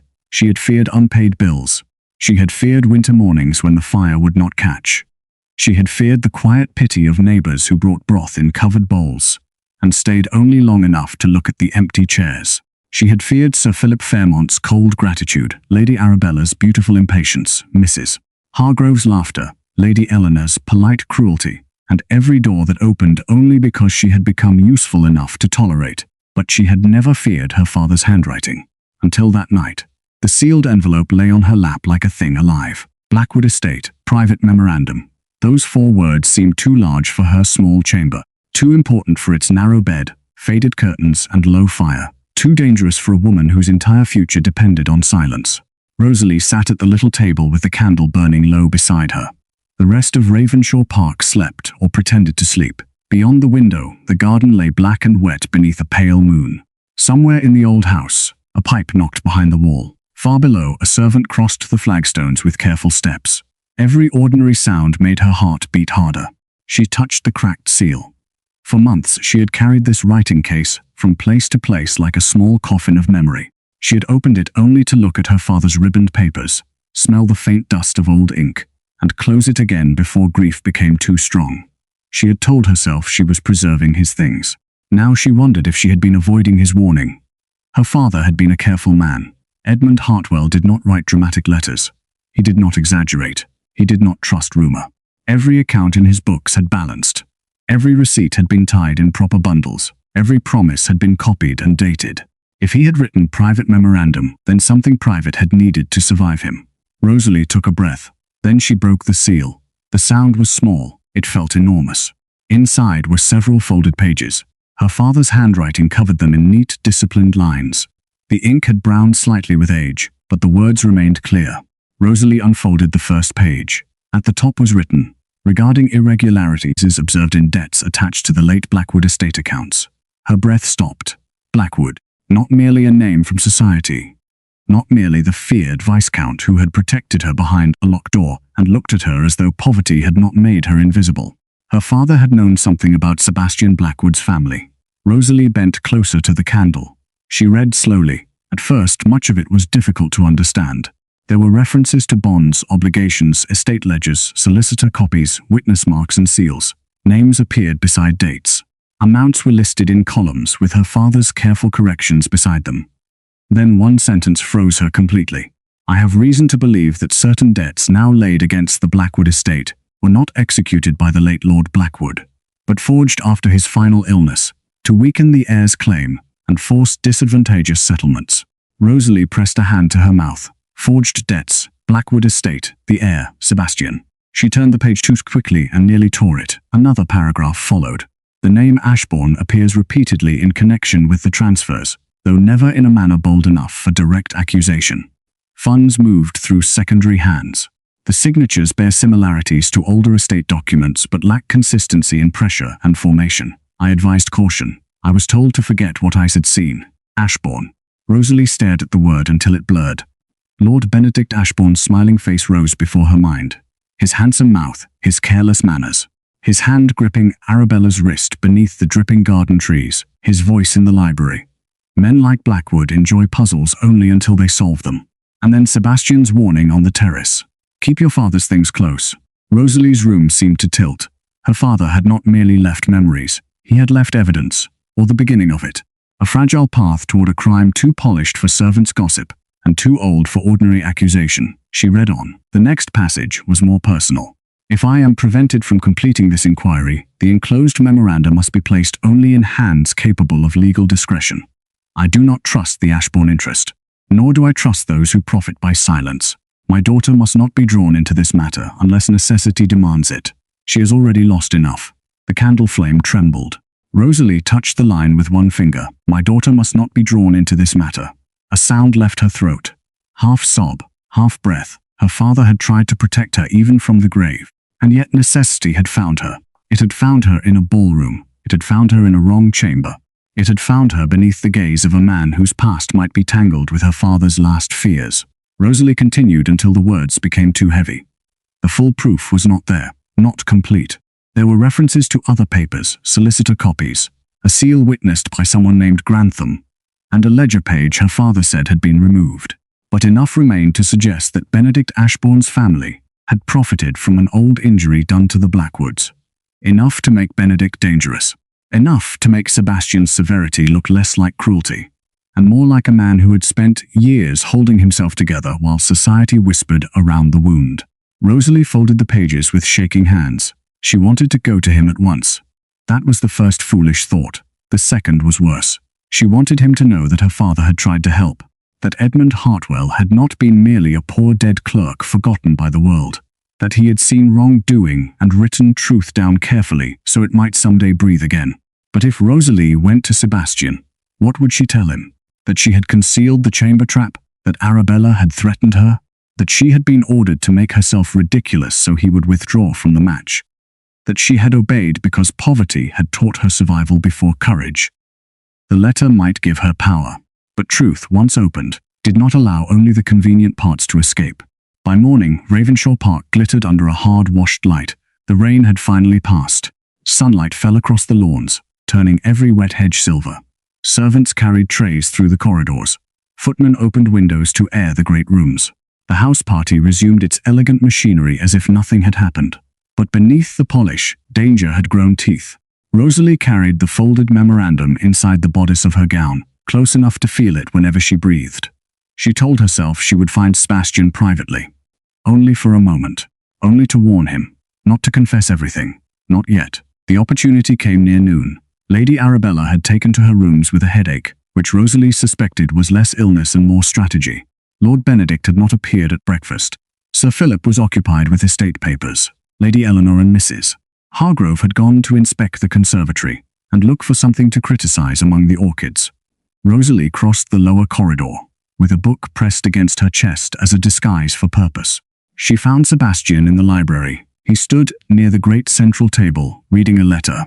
Morning light cut through the tall windows and struck one side of his face, leaving the other in shadow. In daylight he looked no softer, but he looked more human, more tired. Lord Nathaniel Grantham was with him, speaking quietly. When Rosalie appeared at the threshold, both men turned. Nathaniel bowed. Miss Hartwell. Sebastian's eyes went immediately to her face, not her gown, not the book, her face. It made lying feel impossible before she had even begun. My lord, she said. Forgive the interruption. Nathaniel looked from Rosalie to Sebastian, then gathered his papers with the tact of a man who understood rooms before words were spoken. I promised Lady Helena I would find her spectacles, he said, though his expression suggested no such promise existed. Blackwood. He left. The door closed. Rosalie remained near the threshold. Sebastian did not approach her. He had never approached too quickly. That was one of the reasons she feared trusting him. "What has happened?" he asked. The question was too direct. Her courage nearly failed. "I do not know yet. That is not the answer of a woman bringing me a book." Rosalie looked down and realized she still clutched the volume. It was a collection of sermons, upside down. She closed her eyes for a moment. Sebastian waited. Silence with him was not empty. It was a room he allowed a person to enter at her own pace. "My father," Rosalie began, then stopped. Sebastian's attention sharpened. "Edmund Hartwell. Yes, you found something." Her hand moved instinctively toward the hidden paper. Sebastian saw the movement. Of course he did. Rosalie lowered her hand. "My father once worked under a solicitor connected to estate matters. I knew that. I did not know which estates. I did not know." Her voice broke. Sebastian's expression changed, only slightly. "But enough, Miss Hartwell." She lifted her eyes. "I think he knew something about your family's debts." The room seemed to grow still. Sebastian did not speak. Rosalie forced herself to continue. "There is a memorandum. It mentions forged obligations, irregular signatures, transfers." The Ashbourne name appears. At that, something cold moved behind Sebastian's eyes. Not surprise. Confirmation. "You have this memorandum?" "Yes, on you." Rosalie hesitated. "Yes." His jaw tightened. "Then you should not be walking the house alone." The warning in his voice frightened her because it was not theatrical. It was practical. "You believe Lord Ashbourne dangerous." "I believe men who profit from fraud rarely welcome witnesses." "I am not a witness. You are your father's daughter." That may be enough. A chill ran through her. She thought of Benedict's eyes in the library, his words, his hand on Arabella's wrist. "I do not have full proof," she whispered. "No." "But you may have the thread that leads to it." Sebastian turned away for the first time, walking to the window as if he needed distance from what he was feeling. Rosalie watched him. "My lord, did you know?" He did not answer at once. Then quietly, "I suspected." "About Lord Ashbourne?" "About many men." "That is not an answer." "No," he said. "It is a habit. There was pain in it. Controlled pain. Old pain." Rosalie stepped one pace farther into the room. "My father wrote that the debts weakened your claim." Sebastian remained facing the window. "My father died under the weight of accusations he could not disprove. By the time I inherited, half the estate was tied in obligations no honest man remembered signing and no dishonest man wished examined." Rosalie's heart ached at the flatness of his voice. "What did you do?" "I learned the law." Of course he had. Not because he loved paper. Because paper had wounded him first. Every whisper about his severity. Every frightened drawing room. Every man who said Blackwood could ruin a reputation with documents. All of it had been forged in answer to an injury done by documents. Rosalie looked at him differently then. Not with pity. With understanding. A dangerous thing. "My father tried to help," she said softly. Sebastian turned back. His face remained composed, but his eyes were changed. "Yes," he said. "I believe he did." Rosalie reached for the memorandum, then stopped. If she handed it over, she stepped fully into the truth. Not only her father's truth, her own, the chamber, Arabella, Clara, the forced deception. Sebastian saw the hesitation. "You are afraid to give it to me." "I am afraid of what follows." "So am I." The honesty startled her. He did not soften it with pride. He simply let it stand between them.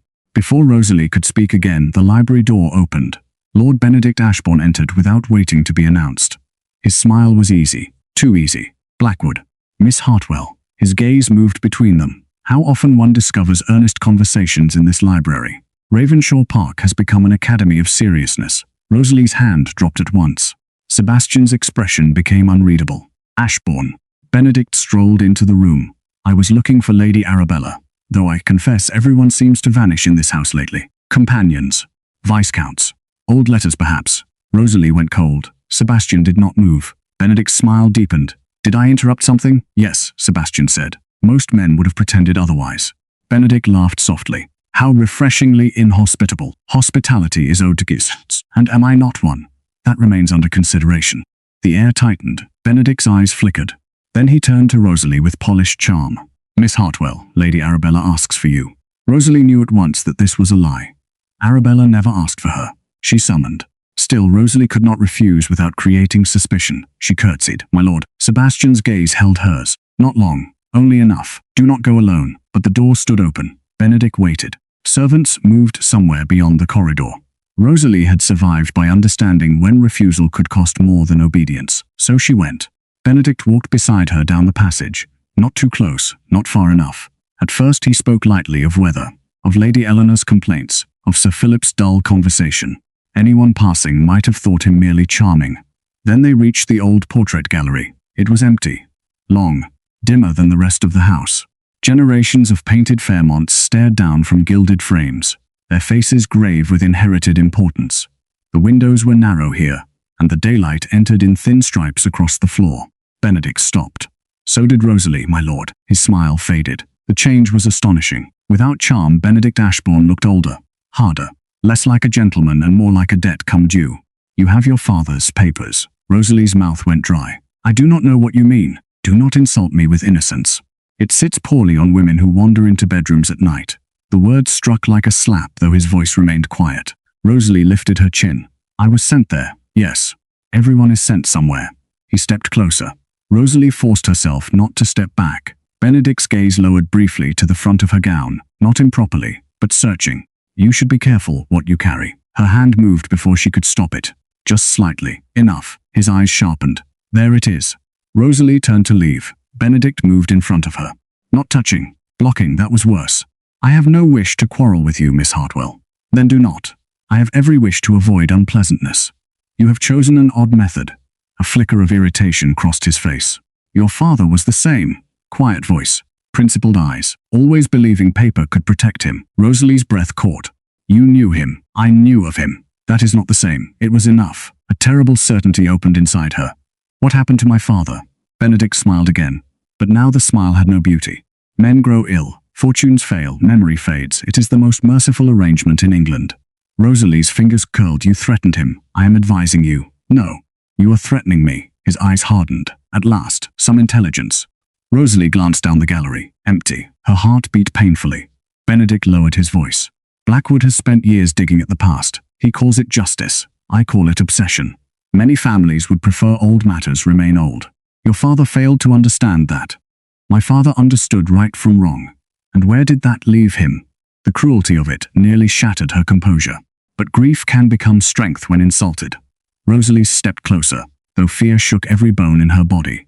It left him dead with a cleaner conscience than yours. Benedict's face changed. For one moment the charming gentleman vanished completely. You would be wise, he said, not to confuse courage with protection. Rosalie said nothing. He leaned slightly nearer. Your father should have burned what he knew. You would be wise not to repeat his mistake. The words fell into the gallery like a blade placed quietly on a table. Then footsteps sounded at the far end. Benedict stepped back at once.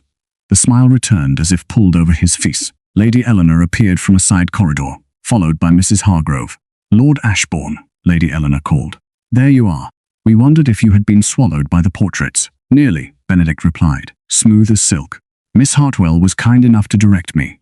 Rosalie curtsied automatically. Her legs felt hollow. Benedict bowed to her. Thank you, Miss Hartwell. Only his eyes added the rest. Remember. He left with the ladies. Rosalie stood alone in the portrait gallery long after their voices faded. She did not return to Arabella. She did not return to the library. Instead, she found the nearest empty room, a small antechamber used for flowers and discarded vases, and shut the door behind her. Only then did she press both hands over the hidden memorandum and let herself tremble. Not cry, not yet. There was no time for tears, Benedict knew, which meant the danger was no longer a possibility. It was already moving. That evening, Ravenshaw Park gathered again beneath candlelight. Dinner was quieter than before. Or perhaps Rosalie only heard less of it. Voices blurred around her. Silver touched porcelain. Wine poured. Gentlemen discussed horses. Ladies discussed neighbors. Every sentence felt like a curtain hung over a pit. Sebastian watched her from across the table. She avoided his eyes. If she looked at him too long, she might tell him everything. And if she told him everything, Arabella would destroy her before Sebastian could gather proof. Worse, Benedict might destroy the proof first. After dinner, Sebastian approached her, near the rain-streaked window of the drawing room. The glass reflected both of them faintly. Rosalie in plain muslin, Sebastian in black. Behind them, the room glittered with people who would never understand the terror of having one paper stand between truth and oblivion. You are pale, he said. I am often pale, not like this. She tried to step away. He did not block her, but his voice held her in place. Did Ashbourne speak to you? Rosalie looked down. That is answer enough. My lord, please. Please what? Do not ask me here. Sebastian's face tightened. Then tell me where. I cannot. You can. No, she whispered. You do not understand what it costs a woman like me to speak before she is believed. The words struck him silent. For a moment, the drawing room seemed to fade. The music, the candlelight, the laughter. Only his voice remained. You look at me as though I am both your danger and your refuge. Rosalie's breath caught. That was exactly it. He had named the impossible truth. She feared him because he could expose her. She trusted him because he had protected her. She needed his help because the danger now wore Lord Ashbourne's smile. She could not take his help because every step closer to him gave Arabella another weapon. Sebastian lowered his voice. Miss Hartwell, whatever you are carrying, you need not carry it alone. Her eyes burned. I have carried things alone for a long time. I know. No, she whispered. You suspect. That is not the same. He looked at her for a long moment. Then, with quiet care, he said, Then teach me the difference. The kindness almost undid her.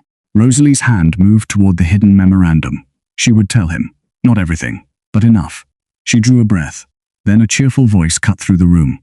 Blackwood. Lord Benedict Ashbourne approached with 2 glasses in hand, smiling as though the world had been made for his amusement. Rosalie's hand dropped. Sebastian's expression closed. Benedict offered 1 glass toward him. A peace offering. You have looked ready to prosecute the furniture all evening. Sebastian did not take it. Benedict turned to Rosalie. Miss Hartwell, Lady Arabella is asking for you, again. Always at the edge of confession. Always before truth could breathe. Rosalie understood then that Benedict was not merely watching. He was controlling the moments between them. She curtsied. My lord. As she passed Sebastian, she felt his gaze follow her. This time, it was not enough. Not enough to protect her. Not enough to stop what had begun. Not enough to keep the memorandum safe if Benedict truly meant to find it. That night, Rosalie returned to her room and locked the door. She took the memorandum from its hiding place, wrapped it in her mother's blue ribbon, and placed it deep inside her father's writing case beneath old receipts and harmless letters. Then she sat beside it until the candle guttered low. In the silence, Benedict's warning returned again and again. Your father should have burned what he knew. Rosalie looked at the writing case, then toward the dark window, where Ravenshaw Park reflected her face back like a ghost. No, she whispered. Her father had preserved the truth because powerful men expected truth to die with poor men. And Rosalie, for the first time in many years, felt something stronger than fear. But below that strength, beneath the candlelight and the locked door, danger waited. Because Lord Benedict Ashbourne now knew the papers existed. And before dawn, someone would begin looking for them. By morning, Ravenshaw Park had become too quiet. Not peaceful, quiet. There is a kind of silence that settles over great houses before something breaks. It moves through corridors before the servants begin to whisper. It waits behind polished doors. It hides beneath the clatter of breakfast trays and the careful arranging of silver spoons. Rosalie Hartwell felt it before she understood it. She woke before dawn, still seated beside her father's writing case, her cheek resting against one folded arm. The candle burned almost to its end. Outside her window, the sky was the color of cold pewter. The gardens lay misted and grey, the paths shining faintly from the previous day's rain. For a moment, she did not remember. Then everything returned. The memorandum. Lord Benedict Ashbourne's warning. Sebastian Blackwood's face by the drawing-room window. Arabella's threats. Clara's frightened eyes. And the truth hidden beneath old receipts in her father's writing case. Rosalie sat upright at once. The room was still. Too still. She reached for the case. It was there. Locked. Untouched. Only then did she breathe. But relief did not last. It never did at Ravenshaw Park. Relief was only the brief pause between one danger and the next. She rose, washed her face in cold water, and dressed with trembling care. Her gown was plain grey muslin, modest and neat, mended twice at the cuff where the thread had worn thin. She pinned her hair simply at the back of her head, and looked at herself in the narrow mirror above the washstand. She looked tired. Not ruined. Not yet. But tired in a way no powder could hide and no smile could disguise. Her eyes seemed older than they had a week ago. Rosalie touched the edge of the mirror. Stand, she whispered to her reflection. It was not courage, not exactly. It was what remained when fear had been carried too long, and could no longer be allowed to rule every step. She took the memorandum from the writing case, wrapped it once more in her mother's faded blue ribbon, and tucked it inside the inner pocket she had sewn into her gown the night before. If Benedict meant to search, he would not find the truth sitting politely in a box. Her father had preserved it. Now she would carry it. When Rosalie opened her chamber door, the corridor outside stood empty. A maid hurried past at the far end without looking at her. Somewhere below, bells rang in the servants' passage. The house was waking, and with it, judgment. Lady Arabella's chamber door was already open when Rosalie passed. Inside-eyed, Clara stood beside the dressing table, tying a ribbon at Arabella's wrist. Lady Arabella herself sat before the mirror in pale morning silk, her golden hair dressed perfectly, her face calm and smooth. Too calm. Their eyes met in the mirror. Arabella smiled. Rosalie stopped, only for a breath. Then she continued down the corridor. No word passed between them. None was needed. The breakfast room at Ravenshaw Park was filled with pale morning light. It poured through tall windows, lay across the polished table, and turned the silver coffee service into little pools of brightness. Outside, the wet lawns glittered under a reluctant sun. Inside, the guests gathered in all the elegant laziness of privilege. Yawns hidden behind linen napkins, polite complaints about the weather, soft laughter over letters just arrived from London. Lady Eleanor Wycliffe sat near Mrs. Hargrove, both already awake with the alertness of women who fed on other people's misfortune. Sir Philip Fairmont occupied the head of the table, severe and immaculate. Lord Nathaniel Grantham stood near the sideboard, his expression thoughtful. Lady Helena Whitmore sat closer to the fire than before, a detail that might have warmed Rosalie if anything in her heart had room for warmth that morning. Lord Benedict Ashbourne was not yet seated. That unsettled her. Rosalie entered quietly, as a companion was expected to do. Not too early, not too late, not important enough to announce. She took her usual place near the lower end of the room. Lady Arabella entered shortly after. Every head turned toward her because beauty trained people to look. She moved slowly, gracefully, wearing pale rose silk with lace at her throat. If she had been frightened the night before, no trace of it remained. She looked like a woman born above consequence. Clara followed her. That was unusual. A lady's maid did not linger in the breakfast room unless needed. Rosalie felt her stomach tighten. Clara's face was pale. Her hands were clasped too tightly before her apron. She stood near the sideboard, eyes lowered. Lady Arabella sat. Sir Philip glanced at his daughter. "You are improved." "Quite, Papa," Arabella replied softly. "Only a slight headache yesterday. Nothing more." Mrs. Hargrove gave a sympathetic murmur. "Country air can be so heavy after rain." "Yes," Lady Eleanor said, glancing toward Rosalie. "And great houses can be so confusing in poor weather." The first thread had been pulled. Rosalie kept her eyes lowered. A footman poured coffee. Porcelain clicked. Someone unfolded a newspaper. The room settled again, but only on the surface. Then Clara moved. It was a small movement, a calculated mistake. She reached to adjust a folded napkin near Lady Arabella's place, brushed the edge of a silver spoon, and sent it clattering to the floor. Every eye turned. Clara bent quickly. "Forgive me, my lady." Lady Arabella's voice was mild. "You are unwell, Clara." "No, my lady, only tired." Sir Philip frowned. "Tired?" Clara looked frightened, too prepared. Rosalie's hands went cold beneath the table. Lady Arabella turned gently. "You were up late, were you not?" Clara's eyes flicked once toward Rosalie. "Once. Enough." Mrs. Hargrove saw it. Lady Eleanor saw it. Sir Philip. The room leaned inward without moving. Clara swallowed. "I did not mean to speak, my lady." Arabella's face changed into concern so perfect it could have been painted. "Speak of what?" The performance was exquisite and unforgivable. Rosalie sat very still. Clara's voice trembled. "I only saw that as I thought I saw." Sir Philip set down his cup. "Speak clearly." Clara's eyes filled with tears. "I saw Miss Hartwell before dawn 2 mornings ago, sir, coming from the old passage near the north wing." The room stopped. No spoon moved, no cup lifted, no breath seemed safe. Rosalie felt the accusation before anyone said it. "North wing. Before dawn, Miss Hartwell." Lady Eleanor's mouth parted with delicate horror. Mrs. Hargrove whispered, "Oh dear heaven." Lady Arabella lowered her eyes. Such a beautiful lowering of eyes. Such a perfect suggestion of pain. Sir Philip's gaze turned to Rosalie. "Miss Hartwell." Rosalie rose slowly. Her chair made the smallest scrape against the floor. The sound seemed enormous. "Yes, sir. You were seen leaving the north wing before dawn." Rosalie could have lied. For one moment, the lie stood before her like an open gate. "No, I was not there. Clara is mistaken. I know nothing." But lies were fragile things when held by poor hands. Clara would weep harder. Arabella would offer sorrowful confirmation. Lady Eleanor would remember some invented detail. Mrs. Hargrove would spread the story before luncheon. And Sebastian. Rosalie's heart tightened. Sebastian already knew the truth. Not all of it, but enough. She would not make herself small enough to deny reality before people who wanted her ruined. "I passed through the old passage," Rosalie said. A sound moved through the room, not quite a gasp. Worse. Satisfaction disguised as shock. Sir Philip's expression hardened. "At that hour?" "Yes." "From where?" The question stood like a gallows. Rosalie did not answer. Lady Eleanor leaned back. "How distressing." Mrs. Hargrove pressed a hand to her chest. "A companion in the north wing before dawn. I confess, I hardly know what to think." "That was a lie," She knew exactly what to think. She had been waiting to think it. Lady Helena's voice, thin but firm, cut through the room. Perhaps there is an explanation. Rosalie looked at her. The old woman's eyes were kind. But kindness without power was only a candle in daylight. Sir Philip did not look away from Rosalie. Is there? Rosalie's throat tightened. If she spoke now, she would expose Clara. If she exposed Clara, Arabella would say Rosalie had entered Sebastian's chamber by design. If she exposed Arabella, Sir Philip would protect his daughter before he protected a dependent companion. If she spoke of Benedict, he would deny everything and find the memorandum before Sebastian could act. So she stood in silence. And silence, to a room hungry for guilt, was confession. Mrs.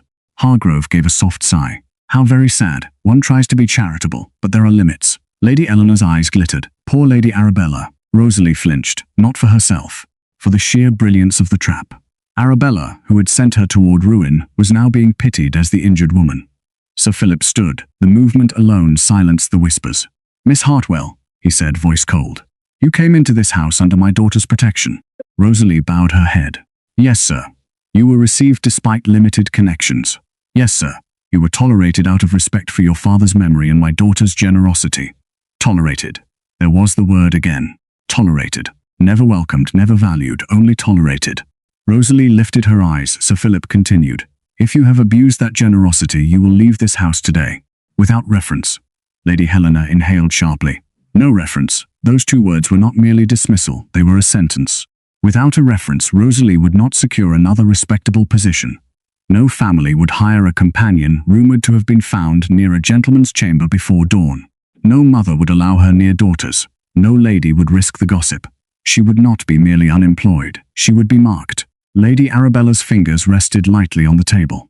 Her face was pale, not with regret, with suspense. She was waiting to see if Rosalie would break. Rosalie's hands shook. She clasped them together. I have served Lady Arabella faithfully, she said. Sir Philip's eyes narrowed.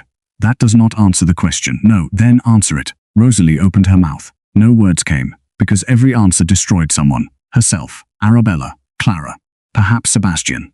The room seemed to tilt around her. The sunlight became too bright. The faces blurred into one pale circle of judgment. Then the door opened. Viscount Sebastian Blackwood entered. He did not announce himself. He did not need to. The breakfast room froze. Sebastian stood at the threshold in dark morning dress, composed, severe, and utterly still.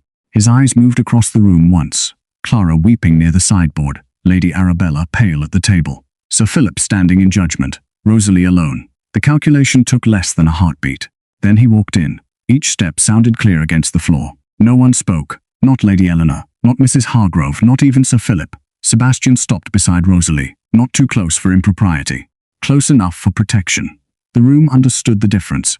So did Rosalie. Her breath caught painfully. Sir Philip's expression tightened. Blackwood, this is a private household matter.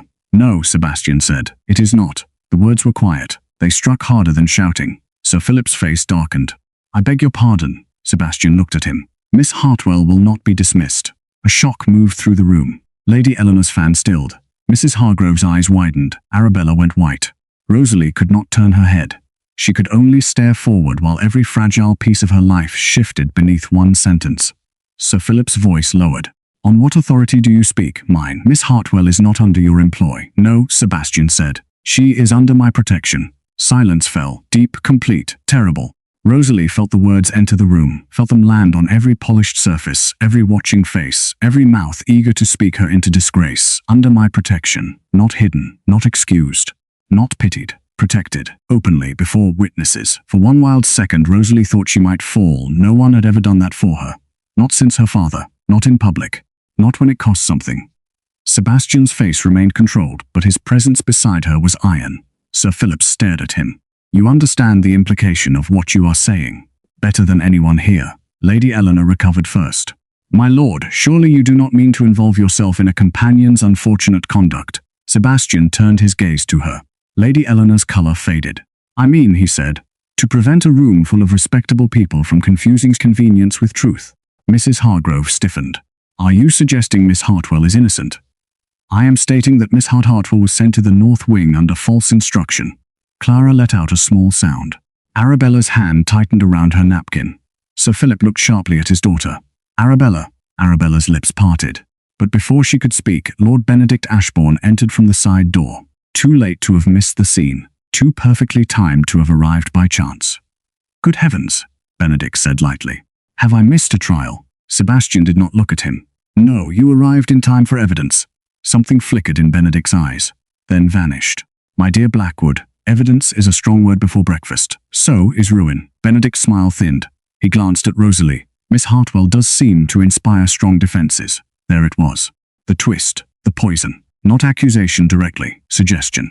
A poor companion and a powerful Viscount. A protection that could be turned into scandal. Lady Eleanor leaned toward Mrs. Hargrove. Benedict continued, voice smooth. "One hopes compassion has not been confused with influence. It would be unfortunate if a gentleman of your judgment were manipulated by a young woman seeking advantage. A scheming companion."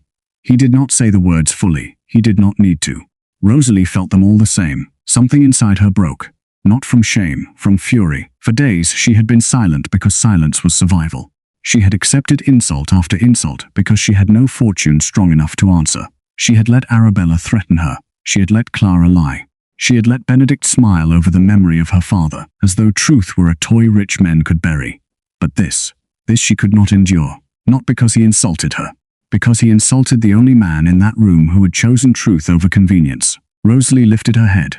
No, the word was quiet, but it was clear. Every eye turned to her. Benedict's smile remained. "I beg your pardon, Miss Hartwell." "No," Rosalie repeated. "You will not call me a schemer because I am poor. You will not call Lord Blackwood deceived because he is honorable. And you will not stand in this room pretending innocence while threatening me in galleries and hunting for papers my father died protecting." The room exploded into whispers. Sir Philip snapped, "Miss Hartwell." But Sebastian did not stop her. He looked at her once, and in that look Rosalie found the last piece of courage she needed. She reached into the inner pocket of her gown. Benedict's face changed, barely, but enough. Rosalie drew out the folded memorandum tied with her mother's faded blue ribbon. "This belonged to my father," she said. "Edmund Hartwell." Lord Nathaniel Grantham stepped forward from near the sideboard, suddenly alert. Sebastian's gaze dropped to the paper. Rosalie's hand trembled as she held it out. "My lord," she said, voice unsteady but strong enough to carry, "I should have given it to you sooner." Sebastian took it. Their fingers touched only for an instant. Nothing improper, nothing romantic in the eyes of the room. But to Rosalie, it felt like handing him not only paper, but trust. Sebastian untied the ribbon carefully. He opened the memorandum. The room waited. He read. At first his expression did not change. Then the stillness altered. A different silence entered him, older, darker. The kind of silence that comes when grief recognizes its own name written in another man's hand. Nathaniel moved closer. Sebastian read the first page, then the second. Then his eyes stopped. On one word, Ashbourne. Benedict laughed softly. "This is absurd. Old papers, a dead clerk's suspicions, surely we are not to make a spectacle of." "Be silent." Sebastian did not raise his voice. But Benedict stopped. The entire room stopped with him. Sebastian looked up. His face was pale now, but not weak, never weak. His eyes were fixed on Benedict Ashbourne with the terrible calm of a man who had found the door to a locked room after years of searching. "You should have left the dead in peace, Ashbourne," Sebastian said. "They kept better records than the living." Benedict's smile vanished. Lady Arabella made a small, broken sound. Sir Philip stared from one man to the other, suddenly understanding that the scandal he had tried to control had opened into something far larger. Rosalie stood beside Sebastian, trembling, exposed but no longer silent. For the first time since entering Ravenshaw Park, she was not standing alone. And the breakfast room that had gathered to ruin her now watched as the truth turned its face toward the guilty. There are moments when a room does not merely fall silent. It changes allegiance. One moment, the breakfast room of Ravenshaw Park had belonged to rank, wealth, and accusation. It had belonged to Sir Philip Fairmont's authority, Lady Eleanor's whispers, Mrs. Hargrove's delighted horror, and Lord Benedict Ashbourne's beautiful confidence. Then Viscount Sebastian Blackwood opened Edmund Hartwell's memorandum. And suddenly, the room belonged to the dead. The dead man's careful handwriting lay unfolded in Sebastian's hands. Browned ink, measured lines, names written without drama, dates listed without trembling. Facts preserved by a man who had known, perhaps better than anyone present, that truth had no value unless someone lived long enough to read it. Rosalie Hartwell stood beside Sebastian, trembling but upright. For the first time in days, she was not hiding. Her shame had been dragged into daylight, but so had the truth. And truth, once it entered a room, had a way of making even powerful people afraid of their own reflections. Sebastian did not look at Rosalie, not because he had forgotten her, because he understood that if he looked at her now, the room would turn her courage into sentiment. He would not allow that. Not this time. This was no longer about a frightened companion in the wrong chamber. It was about a dead father's warning, a ruined estate, a forged debt, and a gentleman who had smiled for too long over buried crimes. Lord Benedict Ashbourne gave a low laugh. It was handsome, practiced, false. "Blackwood," he said, "surely you do not intend to entertain this nonsense before ladies?" Sebastian looked up slowly. "No," he said. "I intend to end it before witnesses." The color in Benedict's face shifted. Only slightly, but Rosalie saw it. So did Sebastian. Sir Philip Fairmont gripped the back of his chair. "What is the meaning of this? What debts? What is Ashbourne to do with your estate?" Sebastian laid the first page on the table. "My father died accused of reckless borrowing. Those accusations weakened our position, delayed settlements, and allowed several men to profit from obligations he never signed." Benedict's smile tightened. "Old grievances make poor breakfast conversation. 4 makes worse." The word struck the room like a pistol shot. Lady Eleanor gasped. "Mrs. Hargrove whispered." "Fora." Lady Arabella sat motionless, her face white beneath its delicate polish. Sebastian placed one finger on the memorandum. Edmund Hartwell observed irregularities in several documents attached to the Blackwood estate accounts. False signatures, secondary transfers, unusual bonds. The name Ashbourne appears repeatedly, never openly enough for a careless accusation, but often enough for a careful man to notice. Benedict's voice hardened. "Your careful man was a clerk." "Yes," Sebastian said, "and clerks see what gentlemen sign without reading." A dangerous silence followed. Lord Nathaniel Grantham stepped forward. His expression had changed entirely. Gone was the mild amusement of a gentleman observer. In its place stood the seriousness of a man who understood documents, seals, and the brutal weight of evidence. "May I?" Nathaniel asked. Sebastian handed him the page. Nathaniel read quickly. Then again, more slowly. His eyes stopped near the bottom. "This seal?" Benedict stiffened. Sebastian turned. "You recognize it?" Nathaniel nodded. "It belonged to my uncle, Lord Frederick Grantham. He witnessed estate transfers during that period. If Hartwell copied this correctly, then the seal mark can be matched." Benedict laughed again, but now the sound had edges. If copied correctly, if remembered correctly, if a poor dead clerk, with all the resentment of his station, did not invent importance to comfort himself. Rosalie moved before fear could stop her. "My father did not invent truth to comfort himself." Every eye turned to her. Her voice shook, but it did not break. He wrote carefully because he believed careless men depended on others being too frightened to read. Benedict's eyes flashed. "Miss Hartwell, you would do well to remember your position." Sebastian turned his head. "No, you would do well to remember hers." Benedict's mouth closed, so Sebastian's voice remained low. "Miss Hartwell stands here as the daughter of the man who preserved the first honest thread in a case others buried. That gives her more right to speak than any gentleman who profited from silence." Lady Helena Whitmore rose slowly from her chair. Age had bent her body, but not her dignity. "I must speak." Sir Philip frowned. "Lady Helena's no, Sir Philip. I have listened long enough to young women being sacrificed to old men's convenience." The room went still. Lady Helena turned toward Rosalie. "I saw Clara that night." Clara, still near the sideboard, went rigid. Lady Helena's voice trembled, but only from age. "I had lost my spectacles after retiring and returned toward the gallery. I saw Clara speaking with Miss Hartwell near the passage. I could not hear all that was said, but I heard enough to know Miss Hartwell was being directed somewhere. Clara said, 'Third door on the left.' I remember because I thought it odd. The west wing does not lie in that direction." All faces turned to Clara. The maid began to cry. Not prettily, not for performance. She covered her mouth with both hands and sobbed, as if the truth had been pressing against her throat for days. Lady Arabella closed her eyes. Sir Philip's voice turned cold. "Clara." The maid dropped into a curtsy so low she nearly fell. "My lady told me to send her, sir. I did not know it would go so far. I swear I did not know." A sound moved through the room. Lady Arabella stood. For the first time since Rosalie had known her, she did not look perfect. She looked young, terrified, cornered by the ruin she had tried to give another woman. "Arabella," Sir Philip said. His voice was quiet. That made it worse. Lady Arabella looked at Rosalie. For a moment, the two women saw each other without silk, rank, duty or fear standing between them. "I wanted him to withdraw," Arabella whispered. No one moved. "I did not want to marry Lord Blackwood. Papa would not hear me," Benedict said. She stopped. Benedict's face turned sharp. "Arabella." She flinched at his voice. Sebastian saw it. So did Rosalie. Lady Arabella continued, weaker now. Benedict said a scandal might make Lord Blackwood reject the connection without my needing to refuse. He said Miss Hartwell would recover, that companions always find some other household. I knew it was cruel. I knew it, and I allowed it because I was afraid. Rosalie's throat tightened. The confession did not erase the pain. It did not restore the hours of terror, the public humiliation, the danger to her future, but it turned the lie around and showed its face. Benedict stepped forward. This is hysteria. Lady Arabella turned on him. No, it is cowardice, mine and yours. His charm vanished. Be silent. Sebastian's eyes darkened. You have ordered enough women into silence, Ashbourne. Benedict looked around the room, calculating escape. I will not stand here to be slandered by a frightened girl, an ambitious companion, and a man who has spent years nursing family disgrace. Lord Nathaniel lifted the memorandum. Then you may prefer to answer Lord Frederick Grantham when he arrives. I will send for him immediately. At that, Benedict's face lost its last trace of color. Sebastian noticed. So, Sebastian said softly, there is a record after all. Benedict's mouth tightened. Sir Philip stared at him. Benedict, what have you done? Benedict looked toward Arabella. For one breath, Rosalie thought he might reach for her pity.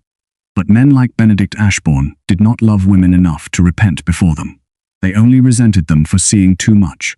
I have done what families do, he snapped. Protected interests. Preserved advantage. Blackwood's father was weak. Hartwell was meddlesome.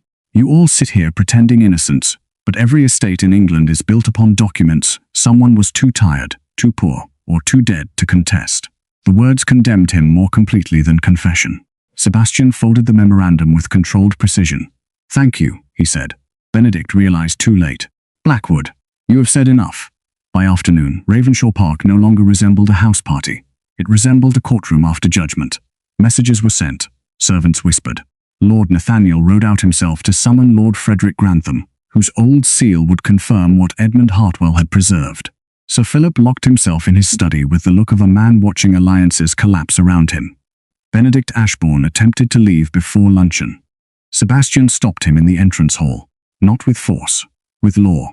A letter had already been dispatched to solicitors in London, another to the magistrate, another to men who had waited years to see Ashbourne papers examined. Benedict went pale when he saw the names. That was the thing about polished villains. They feared paperwork more than swords. Lady Arabella did not come down again until evening. When she did, her beauty looked altered, as though the glass around it had cracked. She found Sebastian in the drawing room, where Rosalie stood quietly beside Lady Helena. Arabella curtsied. My lord. Sebastian bowed. My lady. There was no warmth in him, but neither was there cruelty. Arabella's voice shook. I have wronged Miss Hartwell. I know apology cannot undo it. Rosalie said nothing. Arabella looked at her. I was afraid and selfish. I used your dependence because I knew it made you vulnerable. That was not survival. It was cowardice. Rosalie's eyes burned. She had imagined this moment many times since the wrong chamber. In those imaginings she had been powerful, eloquent, triumphant. She had shamed Arabella with one perfect sentence. But real pain did not resolve so neatly. So she said the only truth she could carry. I hope one day you become someone who never again needs another woman's ruin to save yourself. Arabella bowed her head. Sebastian turned to her. You are released from any expectation of marriage to me.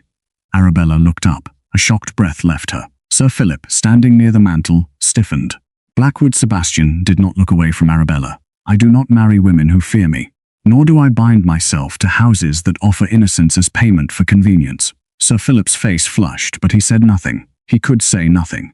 The Fairmont household had lost the moral ground beneath its feet. Arabella pressed a hand to her mouth. For the first time, the tears in her eyes looked honest. Thank you, she whispered. Sebastian's voice remained firm. Do not thank me. Learn from it. That night, Rosalie packed her small bag, not because she had been dismissed, because she did not know how to remain. The scandal had been solved, Benedict exposed, Arabella humbled, her father's memorandum placed at last into hands capable of giving it legal life. Sebastian's honor, once wounded by old fraud, now stood on the edge of restoration. And Rosalie? Rosalie did not know where women like her belonged after the storm ended. She folded her gowns with careful hands. There were only three: the grey muslin, the ivory gown, the darker traveling dress. She placed her mother's ribbon inside the writing case, along with copies of her father's papers that Sebastian had insisted be made before anything left her sight. Then, near dawn, she carried her small bag down the old back stairs, not the north passage this time, not hidden beneath another man's cloak. She walked openly, though quietly, toward the old carriage entrance where a hired chaise could take her as far as the nearest village. The sky was pale. The house slept, or so she thought. Leaving without farewell, Miss Hartwell, Rosalie stopped. Sebastian stood near the stone arch of the carriage entrance, dressed plainly in dark riding clothes, his face shadowed by the first blue light of morning. Her heart twisted. My lord, he looked at the bag in her hand. You intended to disappear. I intended to spare you further difficulty. I did not ask to be spared. No, she said softly. You never ask for anything. That struck him. For a moment, they stood in the cold morning air, the wet gravel beneath their feet, the first birds calling from the trees beyond the drive. Rosalie held the handle of her bag tightly. You have saved me, my lord. You have restored my father's name. You have placed yourself against powerful men for my sake. I will not cost you more. Sebastian came no closer. That restraint again, always restraint, always honor. You mistake me, Miss Hartwell. Her eyes lifted. I did not refuse to let you go because of scandal, he said. The words returned them both to that first night. The locked door, the rain, the fear. The firelit chamber where ruin had waited outside, and a feared man had turned his back to preserve her dignity. Sebastian's voice softened. I refused because from the moment I found you in that room, I knew this house had mistaken your worth. Rosalie could not speak. The first light touched his face, revealing the quiet emotion he had hidden too long beneath discipline. I will not command you to stay, he said. I will not use gratitude as a chain. If you wish to leave, I will see you safely placed wherever you choose to go. Tears gathered in Rosalie's eyes. And if I do not know where that is, then begin where you are respected. She gave a fragile laugh through the ache in her chest. And where is that? Sebastian looked at her as though the answer was the simplest truth in England. With Lady Helena first, under her protection, as her acknowledged companion and guest. No whisper can twist that arrangement. No one will question her judgment. You will have time, security, and choice. Choice. The word felt almost unfamiliar. Rosalie looked down at her bag. And you, Sebastian's gaze did not waver. I will call upon you properly. Her breath caught. Properly, honorably, publicly. With no shadow left from that room or any lie told after it. Rosalie's heart beat hard. My lord, society will speak. Society speaks when it is bored. Let it tire itself. Despite everything, she smiled. A real smile. Small trembling, but hers. Sebastian saw it, and for the first time the feared Viscount Blackwood smiled back, not widely, not carelessly, but enough to change his whole face, enough to reveal the man beneath the armor. Weeks later, London heard a story. Not the story Lady Eleanor had hoped to tell. Not the story Mrs. Hargrove had prepared to embellish over tea. Not the story Benedict Ashbourne had intended to bury. London heard that old Blackwood debts were under examination, that Ashbourne accounts had been seized, that Edmund Hartwell, a clerk of modest fortune and impeccable memory, had preserved evidence now considered vital. London heard that Lady Arabella Fairmont's engagement to Viscount Blackwood had been quietly abandoned. It also heard that Lady Helena Whitmore had taken Miss Rosalie Hartwell into her home as companion and guest. The distinction mattered. Guest meant invitation. Companion meant position. Together, they meant protection. On a clear afternoon in a London drawing room, Rosalie stood beside Lady Helena while society watched with all its polished hunger. She wore a soft blue gown, not expensive, not plain, respectable. Her mother's ribbon had been sewn carefully inside the sleeve, where no one could see it but she could feel it when she moved. Lady Eleanor was present. So was Mrs. Hargrove. They spoke to her now with careful sweetness, as though they had always known her worth and had merely waited for others to discover it. Rosalie no longer needed to answer cruelty with lowered eyes. She answered politeness with politeness, nothing more. Then the room shifted. Viscount Sebastian Blackwood entered. Conversation thinned. Heads turned. The feared Viscount crossed the drawing room with the same grave composure that had once made people tremble. But this time, Rosalie did not lower her eyes. She stood beside Lady Helena, her hands calm, her chin gently lifted. Sebastian stopped before her, before everyone. Then he bowed. Not to Lady Helena first, not to the highest-ranking woman in the room. To Rosalie. A proper bow, a public bow, a choice the room understood. So did Rosalie. Everything that had begun in shame, storm, and mistake had ended here. Not in scandal, not in secrecy, not in a forced marriage, but in honor restored before the very world that had nearly destroyed her. Sebastian lifted his eyes and smiled. This time, Rosalie smiled back, because the wrong chamber had not ruined her. It had revealed the wrong people. And by dawn, when Viscount Blackwood refused to let her go, he had not been claiming her. He had been protecting the future that everyone else had tried to steal.